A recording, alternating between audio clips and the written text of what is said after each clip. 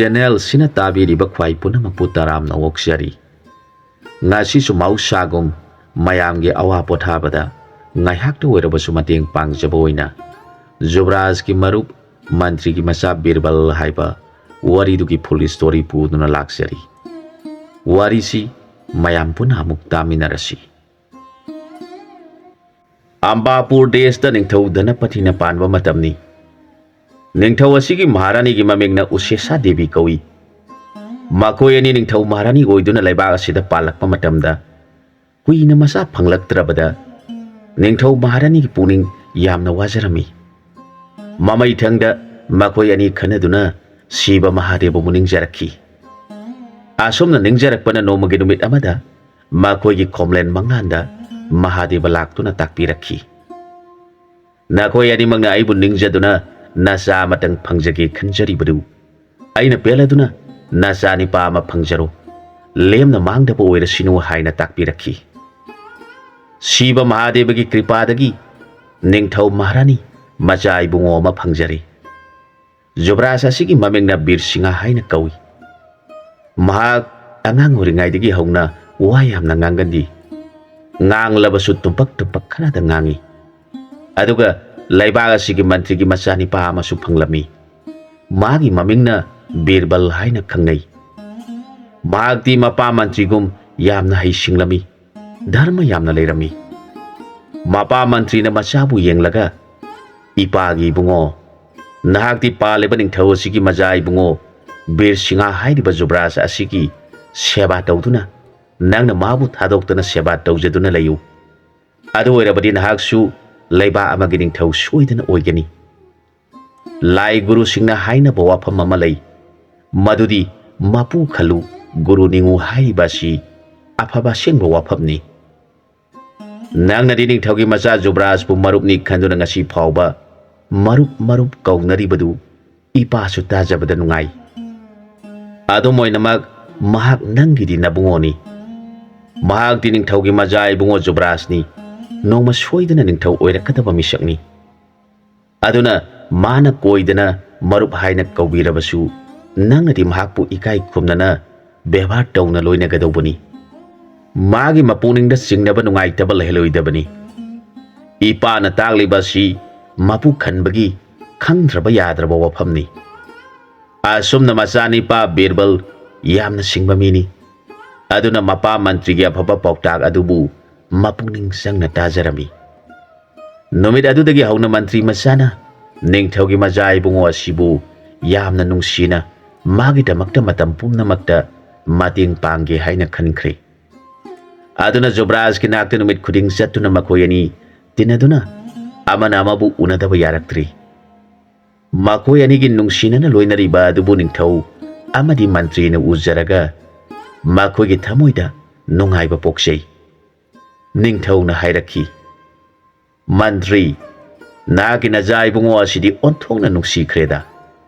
ꯃꯍꯥꯛꯅ ꯃꯥꯒꯤ ꯃꯔꯨꯞ ꯖꯨꯕꯔꯥꯖ ꯑꯁꯤꯕꯨ ꯅꯣꯡꯃꯇ ꯊꯥꯗꯣꯛꯇꯅ ꯆꯥꯔꯦ ꯆꯥꯃꯤꯟꯅꯔꯦ, ꯇꯨꯝꯂꯦ ꯇꯨꯝꯃꯤꯟꯅꯔꯦ꯫ ꯑꯩꯒꯤ ꯊꯃꯣꯏꯗ ꯃꯈꯣꯏ ꯃꯔꯨꯞ ꯑꯅꯤ ꯅꯨꯡꯁꯤꯅꯖꯕ ꯑꯁꯤ ꯎꯖꯔꯒ ꯅꯤꯡꯊꯧꯒꯤ ꯊꯃꯣꯏ ꯑꯁꯤ ꯑꯄꯦꯟꯕ ꯑꯣꯏꯈ꯭ꯔꯦ꯫ ꯑꯁꯨꯝꯅ ꯃꯄꯨ ꯃꯅꯥꯏ ꯅꯨꯡꯁꯤꯅꯅ ꯃꯄꯨꯟꯁꯤ ꯆꯨꯞꯄ ꯂꯣꯏꯅꯔꯕꯗꯤ ꯅꯨꯡꯉꯥꯏꯒꯅꯤꯗ꯫ ꯑꯩꯈꯣꯏ ꯑꯅꯤꯅ ꯑꯉꯥꯡ ꯑꯣꯏꯔꯤꯉꯩꯗꯒꯤ ꯅꯨꯡꯁꯤꯅꯅ ꯂꯣꯏꯅꯔꯛꯄ ꯑꯗꯨꯒ ꯆꯞ ꯃꯥꯟꯅꯩ ꯍꯥꯏꯔꯛꯈꯤ꯫ ꯃꯗꯨꯗ ꯃꯟꯇ꯭ꯔꯤ ꯑꯗꯨꯅ ꯈꯨꯝꯖꯔꯛꯈꯤ, ꯂꯥꯏꯅꯤꯡꯊꯧ ꯏꯕꯨꯡꯉꯣ, ꯅꯅꯥꯏ ꯑꯩꯒꯤ ꯏꯆꯥ ꯑꯁꯤꯅ ꯃꯕꯨꯡꯉꯣ ꯖꯨꯕꯔꯥꯖꯄꯨ ꯊꯥꯗꯣꯛꯇꯅ ꯃꯈꯣꯏ ꯑꯅꯤ ꯅꯨꯡꯁꯤꯅꯖꯔꯤꯕ ꯑꯁꯤ ꯅꯅꯥꯏ ꯃꯟꯇ꯭ꯔꯤꯅ ꯎꯖꯕꯗꯁꯨ ꯑꯩꯒꯤ ꯊꯃꯣꯏ ꯄꯦꯟꯖꯔꯤꯕꯅꯤ꯫ ꯑꯗꯨꯕꯨ ꯅꯅꯥꯏ ꯑꯩꯒꯤ ꯏꯆꯥ ꯑꯁꯤꯅ ꯅꯍꯥꯒꯤ ꯃꯇꯝ ꯑꯣꯏꯕꯅ ꯃꯄꯨꯅꯤ ꯍꯥꯏꯕ ꯀꯥꯎꯊꯣꯛꯇꯨꯅ ꯕꯦꯕꯥꯔ ꯀꯥꯏꯔꯛꯄ ꯌꯥꯎꯔꯛꯀꯗ꯭ꯔꯥ ꯍꯥꯏꯅ ꯅꯅꯥꯏꯅ ꯃꯔꯛ ꯃꯔꯛꯇ ꯑꯃꯨꯛ ꯑꯃꯨꯛ ꯈꯟꯊꯖꯔꯨꯔꯒ ꯑꯀꯤꯕ ꯐꯥꯎꯔꯛꯄ ꯄꯣꯛꯂꯛꯄꯁꯨ ꯌꯥꯎꯏ꯫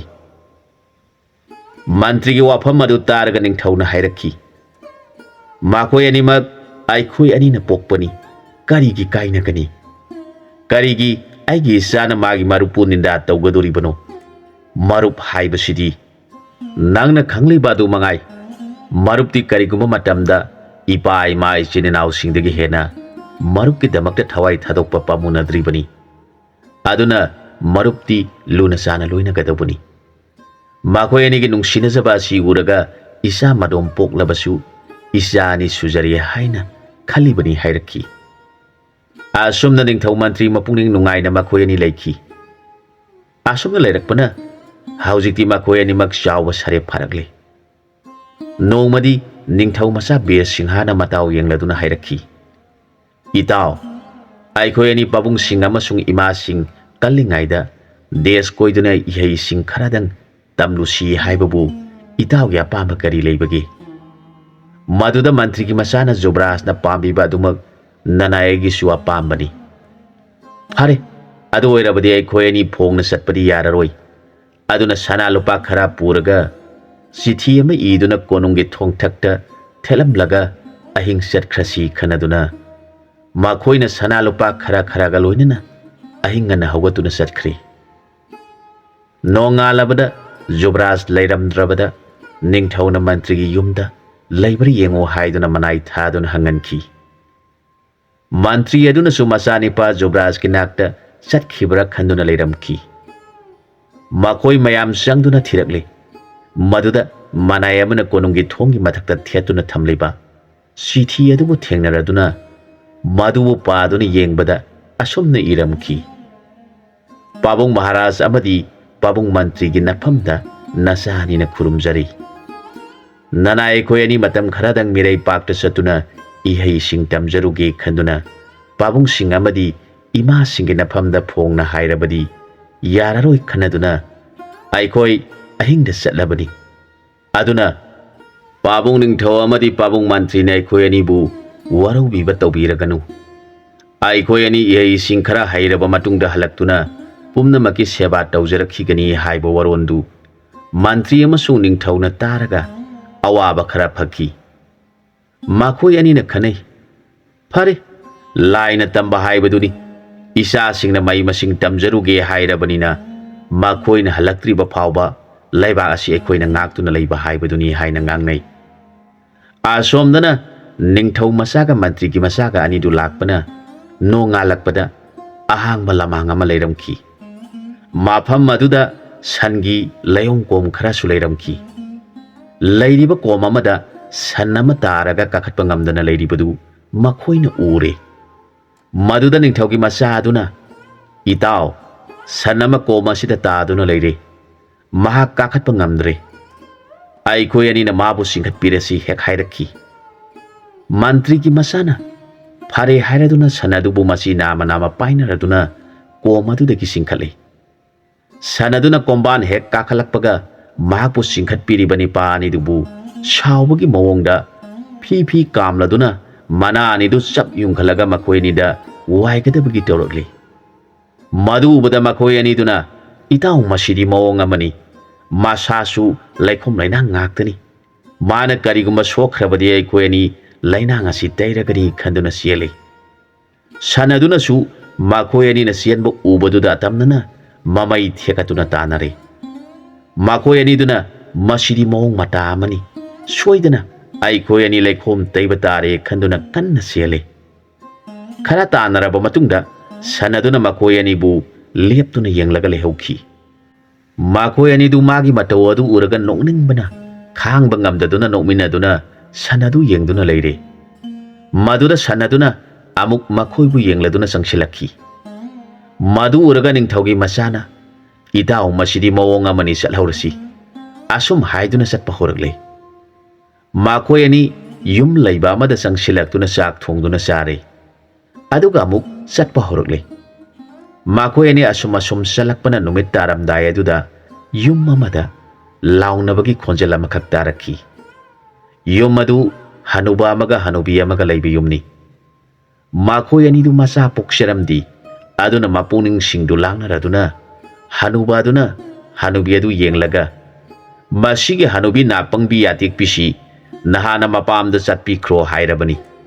Adubu mana ikaiba khangdana hojik phawba leiriba sini hairakhi. Waduda hanubiduna hoi bungo nangna hojikpu chatlu hairabasu chatlaroi. Sirabasu nangina naga sida siragadobani. Aibu hojik chatlaga ipasu leitre imasu leitre. Kanagi mayumda chatlu hairibano. Nahangna thanta lehauraga nangbu ꯃꯪꯂꯥꯛ ꯑꯗꯨꯅ ꯁꯤꯍꯧꯔꯒꯦ ꯍꯥꯏꯔꯤꯕꯔꯥ? ꯀꯔꯤ ꯋꯥꯕꯨ ꯀꯧꯕꯅꯣ? ꯏꯄꯥꯡꯒꯟ ꯀꯜꯂꯤꯉꯩꯗꯗꯤ ꯆꯠꯀꯦ ꯍꯥꯏꯕꯗꯤ ꯌꯥꯗ꯭ꯔꯒ ꯄꯥꯡꯒꯜ ꯌꯥꯎꯗ꯭ꯔꯕ ꯀꯥꯟ ꯑꯁꯤꯗꯕꯨ ꯀꯗꯥꯏꯗ ꯆꯠꯀꯗꯧꯔꯤꯕꯅꯣ ꯍꯥꯏꯗꯨꯅ ꯌꯥꯝꯅ ꯃꯊ꯭ꯋꯥꯏ ꯅꯨꯡꯉꯥꯏꯇꯅ ꯀꯞꯄ ꯑꯗꯨꯗ ꯃꯈꯣꯏ ꯑꯅꯤꯅ ꯇꯥꯕ ꯅꯨꯡꯉꯥꯏꯔꯛꯇꯕꯗꯒꯤ ꯆꯪꯗꯨꯅ ꯑꯃꯨꯛꯇ ꯌꯦꯡꯂꯨꯈꯤꯁꯤ ꯍꯥꯏꯗꯨꯅ ꯌꯨꯝ ꯑꯗꯨꯗ ꯆꯪꯂꯛꯂꯦ꯫ ꯍꯅꯨꯕ ꯍꯅꯨꯕꯤ ꯑꯅꯤꯗꯨ ꯀꯟꯅ ꯈꯟꯅꯔꯒ ꯍꯅꯨꯕꯤꯅ ꯑꯩꯕꯨ ꯆꯠꯂꯒ ꯀꯅꯥꯒ ꯂꯩꯃꯤꯟꯅꯧ ꯍꯥꯏꯔꯤꯕꯅꯣ ꯍꯥꯏꯗꯨꯅ ꯉꯥꯡꯂꯤꯕꯗꯨ ꯇꯥꯔꯒ ꯅꯨꯡꯉꯥꯏꯔꯛꯇꯕꯗꯒꯤ ꯆꯪꯁꯤꯜꯂꯦ꯫ ꯑꯗꯨꯒ ꯃꯟꯇ꯭ꯔꯤꯒꯤ ꯃꯆꯥ ꯕꯤꯔꯕꯜꯅ ꯍꯪꯂꯛꯈꯤ, ꯏꯄꯨ ꯏꯕꯦꯟ ꯀꯔꯤ ꯇꯧꯅꯕꯒꯤ ꯈꯠꯅꯔꯤꯕꯅꯣ? ꯃꯗꯨꯗ ꯍꯅꯨꯕꯤꯅ, ꯍꯣꯏ ꯏꯕꯨꯡꯉꯣ, ꯅꯥꯄꯨ ꯑꯁꯤꯅ ꯁꯤꯔꯝꯗꯥꯏ ꯑꯁꯤꯗ ꯅꯕꯦꯟ ꯑꯩꯕꯨ ꯏꯆꯥꯁꯨ ꯄꯣꯛꯇ꯭ꯔꯕꯅꯤꯅ ꯏꯄꯥꯝꯗ ꯆꯠꯂꯨ ꯍꯥꯏꯗꯨꯅ ꯇꯥꯜꯂꯤꯕꯅꯤ꯫ ꯅꯥꯄꯨ ꯑꯁꯤ ꯙꯔꯃꯗꯤ ꯂꯩꯇꯦ꯫ ꯅꯍꯥ ꯑꯣꯏꯔꯤꯉꯩ ꯏꯄꯥꯟ ꯐꯔꯤꯉꯩꯗꯗꯤ ꯃꯥꯅ ꯑꯩꯕꯨ ꯊꯦꯝꯗꯨꯅ ꯁꯨꯍꯟ ꯆꯠꯍꯟꯗꯨꯅ ꯊꯝꯕꯤꯔꯒ ꯍꯧꯖꯤꯛ ꯏꯄꯥ ꯏꯃꯥ ꯀꯅꯥ ꯂꯩꯇ꯭ꯔꯕ ꯀꯥꯟ ꯑꯁꯤꯗ ꯅꯆꯥ ꯌꯥꯎꯗꯕꯅꯤ ꯅꯪꯕꯨ ꯀꯔꯤ ꯀꯥꯟꯅꯒꯗꯧꯔꯤꯕꯅꯣ? ꯅꯄꯥꯝꯗ ꯆꯠꯁꯈ꯭ꯔꯣ ꯍꯥꯏꯔꯤꯕ ꯑꯁꯤꯕꯨ ꯀꯔꯤ ꯙꯔꯃ ꯀꯧꯕꯒꯦ?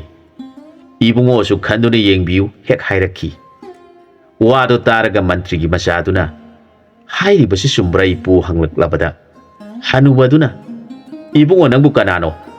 ꯀꯔꯤꯒꯤ ꯏꯇꯩ ꯏꯅꯥꯎ ꯈꯟꯅꯕꯗ ꯌꯥꯎꯔꯤꯕꯅꯣ? ꯅꯊꯧ ꯀꯔꯤ ꯂꯩꯗꯨꯅ ꯑꯁꯨꯝ ꯍꯥꯏꯗꯨꯅ ꯁꯥꯎꯔꯗꯨꯅ, ꯍꯦꯔꯥ ꯍꯧꯖꯤꯛꯀꯥꯟꯒꯤ ꯅꯤꯄꯥ ꯃꯆꯥꯁꯤꯡꯁꯦ ꯃꯊꯣꯡ ꯏꯆꯥ ꯆꯥꯗꯦ꯫ ꯅꯪꯅ ꯀꯔꯤ ꯑꯣꯏꯗꯨꯅ ꯑꯩꯈꯣꯏꯒꯤ ꯈꯠꯅꯕꯗ ꯍꯪꯕꯤꯔꯤꯕꯅꯣ? ꯅꯍꯥꯛ ꯂꯩꯕꯥꯛ ꯑꯁꯤꯒꯤ ꯅꯤꯡꯊꯧꯗ ꯇꯥꯛꯇꯨꯅ ꯐꯨꯍꯜꯂꯕꯗꯤ ꯀꯔꯝ ꯇꯧꯒꯅꯤ? ꯍꯦꯔꯥ ꯎꯁꯤꯠ ꯊꯑꯣꯏꯗꯗꯨꯅ ꯍꯥꯏꯔꯒ ꯁꯥꯎꯔꯛꯈꯤ꯫ ꯍꯅꯨꯕꯒꯤ ꯃꯑꯣꯡ ꯑꯗꯨ ꯎꯔꯒ ꯃꯟꯇ꯭ꯔꯤꯒꯤ ꯃꯆꯥꯅ ꯏꯄꯨꯅ ꯄꯪꯁꯥꯎ ꯁꯥꯎꯕꯤꯔꯦ꯫ ꯅꯁꯨꯅ ꯍꯪꯖꯕꯗꯤ ꯏꯕꯦꯟꯅ ꯀꯔꯤ ꯀꯥꯏꯗꯨꯅ ꯏꯄꯨꯅ ꯁꯥꯎꯕꯤꯔꯤꯕꯅꯣ ꯍꯪꯖꯕꯅꯤ ꯍꯥꯏꯔꯛꯈꯤ꯫ ꯃꯥꯒꯤ ꯋꯥꯗꯨ ꯇꯥꯔꯒ ꯍꯅꯨꯕꯅ, ꯍꯦꯔꯥ ꯍꯥꯏꯔꯤꯕꯃꯛꯇꯗ ꯀꯔꯤ ꯊꯣꯛꯏ ꯍꯥꯏꯗꯨꯅ ꯑꯩꯈꯣꯏ ꯈꯟꯅꯕꯒꯤ ꯃꯔꯝ ꯍꯪꯕꯒ ꯁꯥꯔꯤ?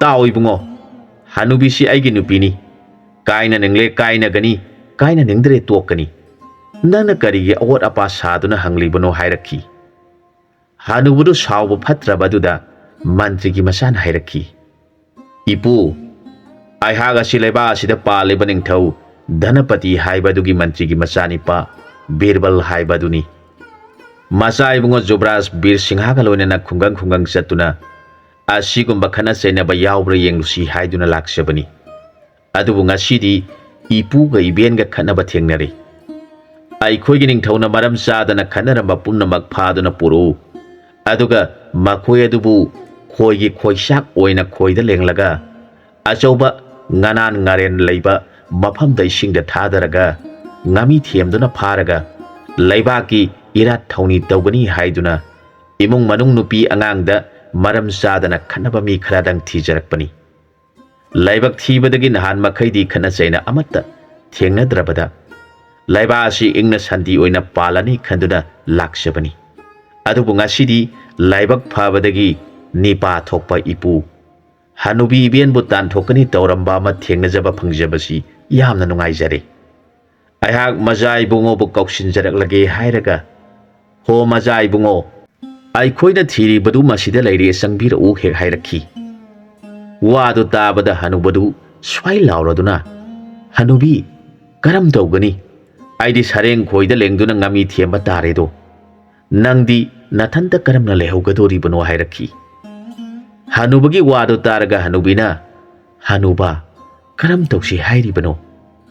ꯅꯍꯥꯛ ꯐꯥꯗꯨꯅ ꯄꯨꯈ꯭ꯔꯒ ꯈꯣꯏꯗ ꯂꯦꯡꯗꯨꯅ ꯈꯣꯏꯒꯤ ꯃꯆꯤꯟꯖꯥꯛ ꯑꯣꯏꯈꯤꯕ ꯊꯣꯛꯂꯕꯗꯤ ꯂꯥꯏꯕꯛ ꯊꯤꯔꯕꯤ ꯏꯆꯥ ꯄꯣꯛꯆꯗ꯭ꯔꯕꯤ ꯍꯅꯨꯕꯤ ꯑꯩꯗꯤ ꯃꯥꯡꯖꯔꯦꯗꯣ ꯍꯥꯏꯗꯨꯅ ꯀꯞꯄ ꯍꯧꯔꯛꯂꯤ꯫ ꯍꯅꯨꯕꯤꯒꯤ ꯃꯇꯧ ꯎꯔꯒ ꯍꯅꯨꯕ ꯑꯗꯨꯁꯨ ꯃꯄꯨꯛꯅꯤꯡ ꯅꯨꯡꯁꯤꯔꯛꯇꯨꯅ, ꯍꯅꯨꯕꯤ ꯅꯪꯕꯨ ꯅꯁꯝ ꯂꯩꯁꯥꯔꯤꯉꯩꯗꯒꯤ ꯑꯩꯒꯤ ꯅꯥꯛꯇ ꯂꯩꯖꯔꯛꯂꯕ ꯍꯧꯖꯤꯛꯅ ꯍꯅꯨꯔꯕ ꯃꯇꯝ ꯑꯁꯤꯗ ꯅꯊꯟꯇ ꯀꯔꯝꯅ ꯂꯩꯍꯧꯒꯗꯧꯔꯤꯕꯅꯣ ꯍꯥꯏꯔꯒ ꯃꯍꯥꯛꯁꯨ ꯀꯞꯄ ꯍꯧꯔꯛꯂꯤ꯫ ꯃꯈꯣꯏ ꯑꯅꯤꯗꯨ ꯀꯞꯃꯤꯟꯅꯔꯤ꯫ ꯃꯟꯇ꯭ꯔꯤ ꯃꯆꯥꯅ ꯖꯨꯕ꯭ꯔꯥꯖ ꯌꯦꯡꯂꯒ, ꯃꯖꯥ ꯏꯕꯨꯡꯉꯣ, ꯅꯨꯡꯉꯥꯏꯔꯕ ꯀꯨꯝꯍꯩ ꯑꯃ ꯊꯦꯡꯅꯔꯦ꯫ ꯑꯩꯈꯣꯏ ꯑꯅꯤ ꯉꯁꯤ ꯑꯍꯤꯡ ꯑꯁꯤꯃꯗꯤ ꯃꯈꯣꯏꯒꯤ ꯌꯨꯝ ꯑꯁꯤꯗ ꯂꯩꯕ ꯌꯥꯔꯒꯅꯤ ꯍꯥꯏꯔꯛꯈꯤ꯫ ꯖꯨꯕ꯭ꯔꯥꯖꯅ ꯀꯔꯝ ꯇꯧꯔꯤꯕ ꯃꯑꯣꯡꯅꯣ ꯍꯪꯂꯛꯈꯤ꯫ ꯃꯗꯨꯗ ꯇꯨꯃꯤꯟꯅ ꯑꯗꯨꯝ ꯂꯩꯕꯤꯌꯨ, ꯅꯅꯥꯏꯅ ꯊꯣꯛꯄ ꯇꯧꯔꯒꯦ ꯍꯥꯏꯗꯨꯅ ꯃꯈꯣꯏ ꯑꯅꯤ ꯆꯪꯃꯤꯟꯅꯔꯛꯈꯤ꯫ ꯑꯗꯨꯒ ꯑꯁꯨꯝꯅ ꯍꯥꯏꯔꯛꯈꯤ, ꯃꯖꯥ ꯏꯕꯨꯡꯉꯣ, ꯑꯩꯈꯣꯏꯅ ꯅꯍꯥꯟ ꯃꯈꯩ ꯈꯠꯅ ꯆꯩꯅꯕ ꯑꯃꯠꯇ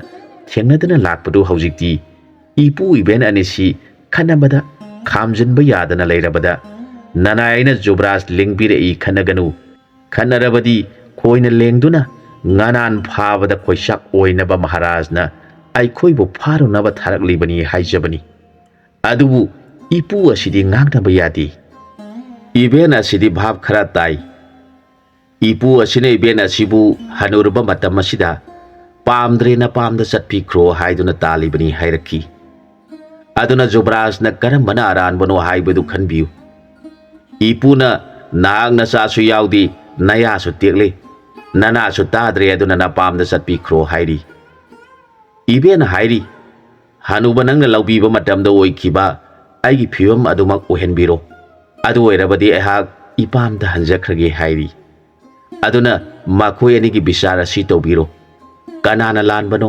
aranba adumadi ningthaugi manakta pukatuna khoida lenglaga khoisak oihenduna nganal ngarel phanaba tari hairaki wado tabada hanubi aduna ibungo napu mantri gi maja ibungo ni haiba aduga ama asine ningthaugi maja ibungo Jubraj Birsinga haiba aduni haiba Jubraj nanai nabena khurumjari napu asina ngasidi maning thungdaba kari leikrabano khangdi ibenda taina duna ngangjabani napu asi leibagi naben aisu hingjaribani napu phaduna pubi khiba thoklabadi naben hanubidi kanaga lehogani aikoi anidi laibak thibadagi isasu isusu amata leijadi aikoi ani khakta leijabani napu asi pudaba yade hairabadi magi mahutta naben aibu pubiduna napugi mang thaduna sijaba haibadu oijagi hairaki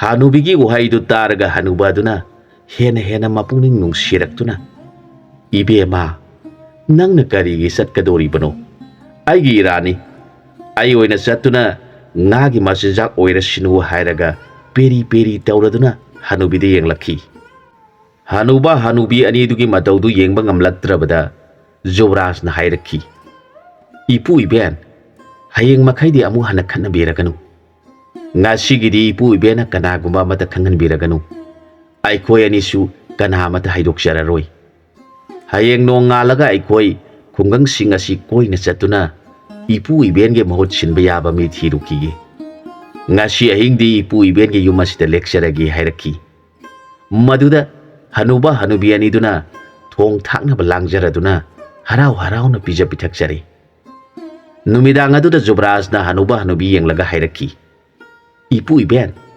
nakoi animak nasa nasu leiti haibagina thamoida awaba leirakanu aikoi ani asi ipu ibengi nasani haina ngasi kauba numit asidagi khanbiro aikoina phattaba mi khanaba thiba chaliba sina phangduna halakpa matamaduda ipu ibenbu konungda pukatuna aikoi anina seba tawjagani hairaga hayeng ayukti aikoi nganna chatkige aduna ipu ibengi sana thaknaba haiduna lupa khara puthoktuna pire hanuba hanubi aniduna piriba paisadu pak loksilu haibe yaramdi makhoina khalli aikoi anigi manungda amadi phaduna puningbagi maungni makhoina aikoigi puning nungainaba tawribani khalli makoi ani chatkrabada hanubana hanubi yengladuna hairaki ibema hanubi aidi puning asi wadaba ngamdi chatkribani duna karigumba lamhenba khanaba mi thengnaraktrabadi soidana amu halaktuna ipu iben aikhoina kanamata thengnaraktre aduna nakoi anigi manungdagi amadi pudaba yadabadagi aikoi ipu ibenge nakta halaklibani hairabadi karam tawgani khanbada aidi ahing tumba yadi laiba asigi ningthau asisu dharma laiba haidokhiba wafam ngangna satpa ningthauni maram asina laiba asigi praja singna kineduna kanamata lamhenba yaudana ingna singna nungaina santi leina palibani karigumba makhoina lamhenba mi thengnadabadagi hana thengnakhiba hanuba hanubi anidugi manungdagi ama purasi hairabadi khoina lenglaga isingda thadaduna achauba ngagi machinjak oihanba thoklabadi aina kiribadi isingda sor honbada ising thakchanduna sigadoriba adu khaluraka tumba yakhidre aina khara nangina phamda kai khraba male amu hana ꯑꯩꯍꯥꯛꯅ ꯅꯪꯕꯨ ꯆꯠꯂꯨ ꯍꯥꯏꯔꯔꯣꯏ ꯍꯥꯏꯔꯛꯈꯤ꯫ ꯍꯅꯨꯕꯤꯅ "ꯍꯅꯨꯕꯥ, ꯀꯔꯤꯒꯤꯅꯣ ꯅꯪꯅ ꯑꯗꯨꯝꯅ ꯉꯥꯡꯂꯤꯕꯕꯨ? ꯃꯈꯣꯏꯅ ꯆꯠꯇꯕ ꯌꯥꯗꯦ ꯍꯥꯏꯔꯕꯁꯨ ꯏꯄꯨꯔꯣꯏꯕꯒꯤ ꯃꯃꯥꯡ ꯊꯥꯗꯨꯅ ꯅꯅꯥꯏ ꯅꯨꯄꯤꯅ ꯁꯤꯖꯒꯅꯤ꯫ ꯑꯩꯅ ꯆꯠꯇꯨꯅ ꯏꯕꯨꯡꯉꯣꯒꯤ ꯃꯍꯨꯠ ꯁꯤꯟꯖꯒꯅꯤ꯫ ꯍꯟꯗꯛꯀꯤ ꯃꯄꯣꯛ ꯑꯁꯤꯗ ꯂꯥꯏꯕꯛ ꯊꯤꯕꯗꯒꯤ ꯏꯃꯤꯠꯇ ꯏꯆꯥ ꯌꯥꯎꯖꯗ꯭ꯔꯕꯤ ꯑꯩꯅ ꯀꯔꯤꯒꯤꯗꯃꯛꯇ ꯏꯕꯨꯡꯉꯣꯕꯨ ꯄꯨꯗꯨꯅ ꯆꯠꯍꯟꯒꯅꯤ?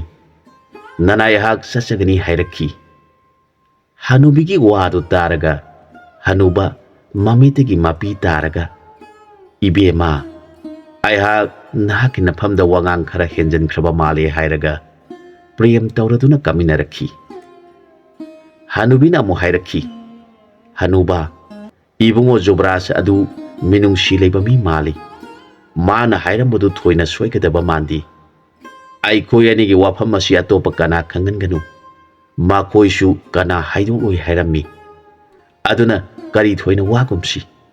ꯑꯩꯈꯣꯏꯒꯤ ꯋꯥꯐꯝꯁꯤ ꯃꯤ ꯀꯅꯥꯗ ꯍꯥꯏꯗꯣꯛꯅꯒꯨꯝꯁꯤ" ꯍꯥꯏꯔꯛꯈꯤ꯫ ꯍꯅꯨꯕꯤꯒꯤ ꯋꯥꯗꯨ ꯇꯥꯔꯒ ꯍꯅꯨꯕꯗꯨ ꯃꯃꯣꯟ ꯈꯔ ꯅꯨꯡꯉꯥꯏꯖꯔꯦ, ꯑꯗꯨꯒ ꯍꯥꯏꯔꯛꯈꯤ, "ꯆꯨꯝꯃꯤ ꯅꯪꯅ ꯍꯥꯏꯕ, ꯑꯗꯨꯕꯨ ꯑꯩꯗꯤ ꯀꯅꯥ ꯍꯥꯏꯗꯣꯛꯂꯣꯏ? ꯅꯪꯗꯤ ꯅꯨꯄꯤꯅꯤꯅ ꯂꯩꯀꯥꯏꯗ ꯄꯥꯎꯁꯤ ꯇꯝꯊꯣꯛꯂꯨꯔꯕꯗꯤ, ꯂꯩꯀꯥꯏꯅ ꯅꯤꯡꯊꯧꯗꯤ ꯃꯤꯆꯪ ꯁꯪꯒ ꯅꯥꯏ ꯍꯥꯏꯔꯕꯗꯤ ꯅꯤꯡꯊꯧꯅ ꯁꯥꯎꯔꯗꯨꯅ ꯁꯣꯏꯗꯅ ꯐꯥꯒꯅꯤ꯫ ꯑꯗꯨꯅ ꯅꯪꯗꯨꯝ ꯆꯦꯛꯁꯤꯜꯂꯨ" ꯍꯥꯏꯔꯛꯈꯤ꯫ ꯑꯁꯨꯝꯅ ꯍꯅꯨꯕ ꯍꯅꯨꯕꯤ ꯑꯅꯤꯗꯨ ꯑꯃꯨꯛ ꯍꯟꯅ ꯈꯟꯅ ꯆꯩꯅꯕ ꯇꯧꯗꯨꯅ ꯅꯨꯡꯁꯤꯅꯅ ꯂꯩꯃꯤꯟꯅꯈꯤ꯫ ꯑꯗꯨꯒ ꯅꯤꯡꯊꯧꯒꯤ ꯃꯆꯥꯒ ꯃꯟꯇ꯭ꯔꯤꯒꯤ ꯃꯆꯥꯒ ꯑꯅꯤꯗꯨꯅ ꯑꯁꯨꯝ ꯂꯥꯛꯄꯅ ꯅꯨꯃꯤꯠ ꯇꯥꯔꯝꯗꯥꯏ ꯑꯗꯨꯗ ꯀꯣꯟ ꯇꯨꯕ ꯍꯥꯏꯕꯗꯤ ꯐꯤ ꯇꯨꯐꯝ ꯑꯃꯗ ꯅꯤꯄꯥꯅꯤ ꯌꯦꯠꯅꯕꯒꯤ ꯈꯣꯟꯖꯦꯜ ꯑꯃ ꯇꯥꯔꯝꯃꯤ꯫ ꯐꯤ ꯇꯨꯔꯤꯕ ꯗꯔꯖꯤ ꯍꯥꯏꯕꯗꯤ ꯇꯦꯂꯔ ꯑꯗꯨꯅ "ꯑꯩꯅ ꯇꯧꯔꯤꯕ ꯑꯁꯤ ꯂꯣꯏꯔꯒ ꯌꯦꯡꯕꯤꯌꯨ" ꯍꯥꯏꯔꯝꯃꯤ꯫ ꯐꯤꯒꯤ ꯃꯄꯨ ꯑꯗꯨꯅ "ꯑꯩꯅ ꯄꯨꯔꯛꯄꯗꯤ ꯐꯤ ꯃꯄꯨꯝꯅꯤ, ꯑꯗꯨꯒ ꯅꯪꯅ ꯀꯔꯤꯒꯤ ꯃꯆꯦꯠ ꯃꯆꯦꯠ ꯀꯛꯊꯠꯇꯨꯅ ꯊꯝꯂꯤꯕꯅꯣ? ꯑꯩꯗꯤ ꯐꯤ ꯃꯆꯦꯠꯁꯤꯡ ꯑꯁꯤ ꯂꯧꯕ ꯉꯝꯂꯣꯏ꯫ ꯑꯩꯒꯤ ꯃꯄꯨꯝ ꯑꯗꯨꯅ ꯐꯨꯔꯤꯠ ꯑꯗꯨ ꯇꯨꯕꯤꯌꯨ ꯍꯥꯏꯕꯅꯤ, ꯑꯗꯨꯒ ꯅꯪꯅ ꯃꯆꯦꯠ ꯀꯌꯥ ꯊꯣꯛꯅ ꯀꯛꯊꯠꯇꯨꯅ ꯊꯝꯂꯤꯕ ꯑꯁꯤꯕꯨ ꯑꯩꯕꯨ ꯎꯁꯤꯠꯇꯕ ꯅꯠꯇꯕ꯭ꯔꯥ? ꯑꯩꯗꯤ ꯂꯧꯕ ꯉꯝꯂꯣꯏ" ꯍꯥꯏꯗꯨꯅ ꯀꯟꯅ ꯁꯥꯎꯔꯝꯃꯤ꯫ ꯐꯤ ꯇꯨꯔꯤꯕ ꯅꯤꯄꯥ ꯑꯗꯨꯅ "ꯍꯌꯦꯡ ꯂꯣꯏꯔꯕ ꯃꯇꯝꯗ ꯂꯥꯛꯄꯤꯗꯨꯅ ꯑꯄꯥꯝ ꯄꯥꯝꯗ ꯌꯦꯡꯕꯤꯌꯨ꯫ ꯍꯧꯖꯤꯛꯃꯛꯀꯤꯗꯤ ꯂꯣꯏꯗ꯭ꯔꯤꯕꯅꯤꯅ ꯁꯥꯎꯕꯤꯈꯤꯅꯨ" ꯍꯥꯏꯖꯩ꯫ ꯃꯗꯨꯗ ꯐꯤ ꯃꯄꯨ ꯑꯗꯨꯅ "ꯑꯩꯗꯤ ꯐꯤꯖꯦꯠ ꯐꯤꯒꯥꯏꯗꯤ ꯂꯧꯕ ꯉꯝꯂꯣꯏ꯫ ꯑꯩꯒꯤ ꯐꯤ ꯁꯤꯡꯕꯤꯌꯨ, ꯐꯤ ꯇꯨꯕ ꯍꯩꯇ꯭ꯔꯒ ꯀꯔꯤꯒꯤ ꯐꯤ ꯇꯨꯔꯤꯕꯅꯣ" ꯍꯥꯏꯗꯨꯅ ꯈꯠꯅꯔꯝꯃꯤ꯫ ꯃꯈꯣꯏ ꯌꯦꯠꯅꯕꯒꯤ ꯈꯣꯟꯖꯦꯜꯗꯨ ꯇꯥꯕꯗ ꯃꯟꯇ꯭ꯔꯤ ꯃꯆꯥꯅ "ꯖꯨꯕ꯭ꯔꯥꯖ, ꯉꯁꯤꯒꯤ ꯂꯦꯛꯐꯝ ꯆꯥꯐꯝ ꯂꯩꯔꯦ, ꯂꯦꯡꯁꯤꯟꯕꯤꯔꯛꯎ" ꯑꯁꯨꯝ ꯍꯥꯏꯔꯒ ꯃꯍꯥꯛ ꯌꯦꯠꯅꯔꯤꯕ ꯃꯐꯝ ꯑꯗꯨꯗ ꯊꯨꯅ ꯆꯪꯁꯤꯜꯂꯤ꯫ ꯑꯗꯨꯒ ꯍꯪꯂꯛꯈꯤ, "ꯀꯔꯤꯒꯤꯅꯣ ꯅꯈꯣꯏ ꯑꯅꯤꯅ ꯌꯦꯠꯅꯔꯤꯕꯗꯤ? ꯅꯈꯣꯏꯅ ꯌꯦꯠꯅꯕꯗꯨ ꯇꯥꯕꯗ ꯅꯤꯡꯊꯧꯒꯤ ꯃꯆꯥ ꯏꯕꯨꯡꯉꯣꯅ ꯅꯈꯣꯏ ꯑꯅꯤꯕꯨ ꯐꯥꯔꯨꯁꯣ ꯍꯥꯏꯗꯨꯅ ꯑꯩꯍꯥꯛ ꯆꯪꯂꯛꯂꯤꯕꯅꯤ" ꯍꯥꯏꯔꯛꯈꯤ꯫ ꯃꯗꯨꯗ ꯐꯤ ꯇꯨꯔꯤꯕ ꯑꯗꯨꯅ "ꯅꯅꯥꯏ, ꯑꯩꯗꯤ ꯐꯤ ꯇꯨꯗꯨꯅ ꯍꯤꯡꯖꯕꯅꯤ꯫ ꯑꯣꯖꯥ ꯑꯁꯤꯒꯤ ꯐꯨꯔꯤꯠ ꯑꯃ ꯇꯨꯕꯤꯌꯨ" ꯍꯥꯏꯗꯨꯅ ꯐꯤ ꯄꯨꯔꯛꯏ꯫ ꯑꯩꯅ ꯃꯥꯒꯤ ꯐꯨꯔꯤꯠꯀꯤ ꯅꯥꯞ ꯇꯧꯔꯒ ꯐꯤꯁꯤ ꯀꯛꯆꯔꯦ꯫ ꯃꯗꯨꯗ ꯅꯤꯄꯥ ꯑꯁꯤꯅ "ꯃꯥꯒꯤ ꯐꯤꯗꯤ ꯑꯄꯥꯛꯄ ꯑꯁꯥꯡꯕ ꯐꯤꯅꯤ. ꯅꯪꯅ ꯀꯔꯤꯒꯤ ꯃꯇꯠ ꯃꯇꯠ ꯀꯛꯊꯠꯇꯨꯅ ꯑꯩꯕꯨ ꯎꯁꯤꯠꯇꯕꯒꯤ ꯃꯑꯣꯡꯗ ꯇꯧꯔꯤꯕ ꯑꯁꯤ ꯑꯩꯍꯥꯛ ꯐꯤ ꯂꯧꯕ ꯉꯝꯂꯣꯏ" ꯍꯥꯏꯔꯤꯕꯅꯤ꯫ ꯃꯗꯨꯒꯤ ꯋꯥꯔꯤ ꯈꯔꯗꯪ ꯉꯥꯡꯅꯖꯕꯅꯤ ꯈꯨꯝꯖꯔꯛꯈꯤ꯫ ꯃꯗꯨꯗ ꯃꯟꯇ꯭ꯔꯤꯒꯤ ꯃꯆꯥꯅ ꯐꯨꯔꯤꯠ ꯇꯨꯒꯅꯤ ꯂꯥꯛꯄ ꯅꯤꯄꯥ ꯑꯗꯨꯗ ꯍꯥꯏꯔꯛꯈꯤ, "ꯅꯪꯅ ꯇꯨꯕꯤꯌꯨ ꯍꯥꯏꯔꯤꯕꯗꯨ ꯐꯨꯔꯤꯠꯂꯥ?" ꯐꯤ ꯃꯄꯨꯅ "ꯃꯥꯅꯤ" ꯍꯥꯏꯔꯦ꯫ ꯃꯟꯇ꯭ꯔꯤ ꯃꯆꯥꯅ "ꯑꯣ, ꯑꯗꯨ ꯑꯣꯏꯔꯦ꯫ ꯑꯗꯨ ꯑꯣꯏꯔꯕꯗꯤ ꯅꯍꯥꯛ ꯍꯌꯦꯡ ꯅꯣꯡꯉꯥꯟꯕꯒ ꯐꯨꯔꯤꯠ ꯂꯧꯕ ꯃꯐꯝ ꯑꯁꯤꯗ ꯂꯥꯛꯎ꯫ ꯑꯩꯈꯣꯏ ꯖꯨꯕ꯭ꯔꯥꯖꯀ ꯂꯣꯏꯅꯅ ꯃꯐꯝ ꯑꯁꯤꯗ ꯅꯪꯕꯨ ꯉꯥꯏꯗꯨꯅ ꯂꯩꯔꯝꯒꯅꯤ꯫ ꯅꯪꯒꯤ ꯐꯨꯔꯤꯠ ꯑꯗꯨ ꯇꯨꯔꯤꯕ ꯅꯤꯄꯥ ꯑꯁꯤꯅ ꯄꯤꯕ ꯉꯝꯗ꯭ꯔꯕꯗꯤ ꯃꯥꯕꯨ ꯐꯥꯗꯨꯅ ꯀꯣꯅꯨꯡꯗ ꯄꯨꯒꯅꯤ꯫ ꯅꯪꯒꯤ ꯐꯤ ꯃꯆꯦꯠ ꯆꯞꯊꯠꯄꯒꯤ ꯅꯍꯥꯛ ꯊꯣꯏꯅ ꯋꯥꯔꯨꯕ ꯇꯧꯔꯨꯈꯤꯒꯅꯨ꯫ ꯑꯩꯈꯣꯏ ꯊꯕꯛ ꯑꯆꯤꯟꯕ ꯑꯃ ꯆꯠꯀꯗꯧꯕꯅꯤ, ꯑꯗꯨꯕꯨ ꯅꯈꯣꯏ ꯑꯅꯤꯒꯤ ꯌꯥꯅꯕ ꯑꯃ ꯄꯨꯔꯛꯇ꯭ꯔꯕꯗꯤ ꯆꯠꯄ ꯌꯥꯗ꯭ꯔꯦ꯫ ꯂꯩꯕꯥꯛ ꯑꯁꯤꯗ ꯄꯥꯜꯂꯤꯕ ꯅꯤꯡꯊꯧ ꯑꯁꯤꯒꯤ ꯃꯆꯥ ꯏꯕꯨꯡꯉꯣ ꯖꯨꯕ꯭ꯔꯥꯖ, ꯕꯤꯔꯁꯤꯡꯍꯥ ꯍꯥꯏꯕꯗꯨ ꯂꯥꯛꯂꯦ ꯈꯪꯂꯕ ꯑꯁꯤ ꯐꯥꯎꯕꯗ ꯅꯈꯣꯏꯅ ꯌꯦꯠꯅꯔꯤꯕ ꯑꯗꯨꯒꯤ ꯕꯤꯆꯥꯔ ꯇꯧꯔꯝꯗꯦ ꯍꯥꯏꯅ ꯃꯤꯅ ꯉꯥꯡꯅꯈꯤꯒꯅꯤ꯫ ꯑꯗꯨꯅ ꯐꯨꯔꯤꯠ ꯇꯨꯕ ꯂꯥꯛꯄ ꯅꯍꯥꯛ ꯍꯌꯦꯡ ꯑꯩꯈꯣꯏꯅ ꯆꯠꯇ꯭ꯔꯤꯉꯩꯗ ꯉꯟꯅ ꯂꯥꯛꯎ꯫ ꯑꯩꯈꯣꯏꯅ ꯅꯪꯒꯤ ꯐꯨꯔꯤꯠ ꯄꯤꯍꯟꯒꯅꯤ ꯍꯥꯏꯔꯒ ꯅꯍꯥꯛ ꯆꯠꯂꯣ꯫ ꯅꯪꯒꯤ ꯐꯨꯔꯤꯠ ꯑꯩꯈꯣꯏꯅ ꯄꯤꯍꯟꯒꯅꯤ ꯍꯥꯏꯔꯕꯗ ꯅꯤꯄꯥ ꯑꯗꯨ ꯃꯊ꯭ꯋꯥꯏ ꯅꯨꯡꯉꯥꯏꯅ ꯆꯠꯈꯤ꯫ ꯑꯗꯨꯒ ꯐꯤ ꯇꯨꯔꯤꯕ ꯅꯤꯄꯥ ꯑꯗꯨꯗꯅ "ꯅꯍꯥꯛꯅ ꯃꯥꯒꯤ ꯐꯨꯔꯤꯠ ꯑꯗꯨ ꯅꯨꯃꯤꯗꯥꯡ ꯑꯁꯤꯗ ꯇꯨꯗꯨꯅ ꯃꯥꯅ ꯂꯥꯛꯇ꯭ꯔꯤꯉꯩꯗ ꯂꯣꯏꯁꯤꯟꯗꯨꯅ ꯊꯝꯒꯗꯕꯅꯤ" ꯍꯥꯏꯔꯛꯈꯤ꯫ ꯀꯣꯟ ꯇꯨꯕꯅ "ꯐꯒꯅꯤ ꯅꯅꯥꯏ, ꯑꯩꯍꯥꯛ ꯇꯨꯖꯒꯦ" ꯍꯥꯏꯗꯨꯅ Magi nupida Jobras amadi mantri gi masagi sai sing langhanduna makhoi ni bu pija pithak tawduna nungaina lehele. Phi tubani paduna numidang aduda magi furit adu tubal oraduna phajana istri tekladuna yanduna thamle. Nongan baga phi mapu adu lagle. Maduda mantri gi masa birbalna naha nangi furit lawba laklabra hanglakhi. Mahakna laksari khumlakhi. Birbalna furit tubada magi furit adu puthoktuna pikro hairakhi. Furit tubana istri teklaba furit adu puthoklaga masi lisinduna asa-asada yengbiro hairakhi. Phi mapu aduna phajana istri teklaba furit adu uraga yamna ngakna. Ibungo nangna ngarang matat kakthat hauba phi aduna masi uhelibra hanglakhi. Phi tubana mane tada furit tubadi asumna tui hairakhi. Wadu taraga phi mapu aduna khali. Aina phi apakpa amuk lairudrabasu matat khullaga turambasu yabani khanki. Mantri masana hanglai. Kari naning thungdaba yauri. Aikoi lairingaida nangi apamba hauro. Aikoi gi itungda amuk yanaba yaroi. Aikoi thabak yamna lairibani. Nangi sakridagi aikoi ahing lektuna lairedana hairakhi. Furit mapu aduna haijarakhi. Idea sumna tawi haibadi khangdabana mayamu wahankre. Matungda amuk yasararoi haiduna atuman piram laga satkre. Makhoi anisu nakoi yanaba laitrabanina aikoi amuk sannaba taurage hairam laga satpa horakle. Asumna lakpasina makhoi gi leibak hendok laglaba matamda lamlong ahum phangba ma thengnari. Maduda Jobras na hairakhi. Itaw, ayak ngasi mang yamna nungairamdi. Aduna mafam masida ngahaktan pothakisi haiduna phaminaduna mangi waridu mantri macha ibungo birbal da tamjari. Jobras ki mangi wadu taraga birbal na Jobras lamlong ahum phang basida tulsi pambi anikhat aigi thanasi. Karigumba Jobras ka nanaiga kaina bathoglabasu aikoi anina aigi thanariba tulsi pambi singasina siba kangba khuithaba thoglabadi aikoi tulsi khudamna sire natraga awaba tare haibasi khangnasi khanaduna makhoi anina tulsi pambi thiraduna magi amamam thanari. Aduga tulsi pambi singasina siba thoglabadi mapu adu sire haina khangnasi. Aduga khuithaba thoglabadi mahak awaba tare khangnaduna thinasi. Asumna ngangnari ngai aduda chauraba kayama tholaktuna makhoi ani tamna sensilagle. Kaigi mata ubada makhoi ani du magi payom painaraduna mafam khangdana senare. Mantri gi macha aduna awang pangba lambi du da sele. Aduga ningthau gi macha na nongpok pangba lambi da senkre. Makhoi ani ma khaidongna khre. Kai aduna mantri gi macha gi matung induna tanari. Makutta khulai yaudabana makhoi ani mag kanna mana thopa senari. Kai aduna mantri gi macha bu phangnaba tanarakpana mantri gi macha su kanna senbana asum selakpada lambi loi thokhrabada surung ama leiramki. Birbal upai leiraktabadagi leiriba surung aduda sangshinduna adum selakle. Kai adudi surung mapanda lehore. Mantri gi macha leptana sum lai. Mana tung hana kai laklibara yengbada kaidi udre. Amu hana surungi mapanda thokadabasu kai leiramgani khandana mapan thokpa yadre. Mana khali aigi ibungo Jobras aduna karam torumgani. Mahana karamba lambida selamgadawbuno. Aihak yaudrabadi ibungo gi seba kanana tawbiramgani khanduna mathwaidu yamna nungaijaramdi. Mapa mantrina nabungo gi damak thawai thadokpa pamuganu haikhiba wafam adu ningsinglakhi. Adubu kai adu thengnabadagi khulai yaudabana mahak ibungo bu kona thiba haibadu tare. Kai asidi aigi tunginduna lakhibana ibungo di thoina awaba taramloi khanjaduna laina tamba ma leiramlagani khanduna nungaitaba awabadu phajanduna chali.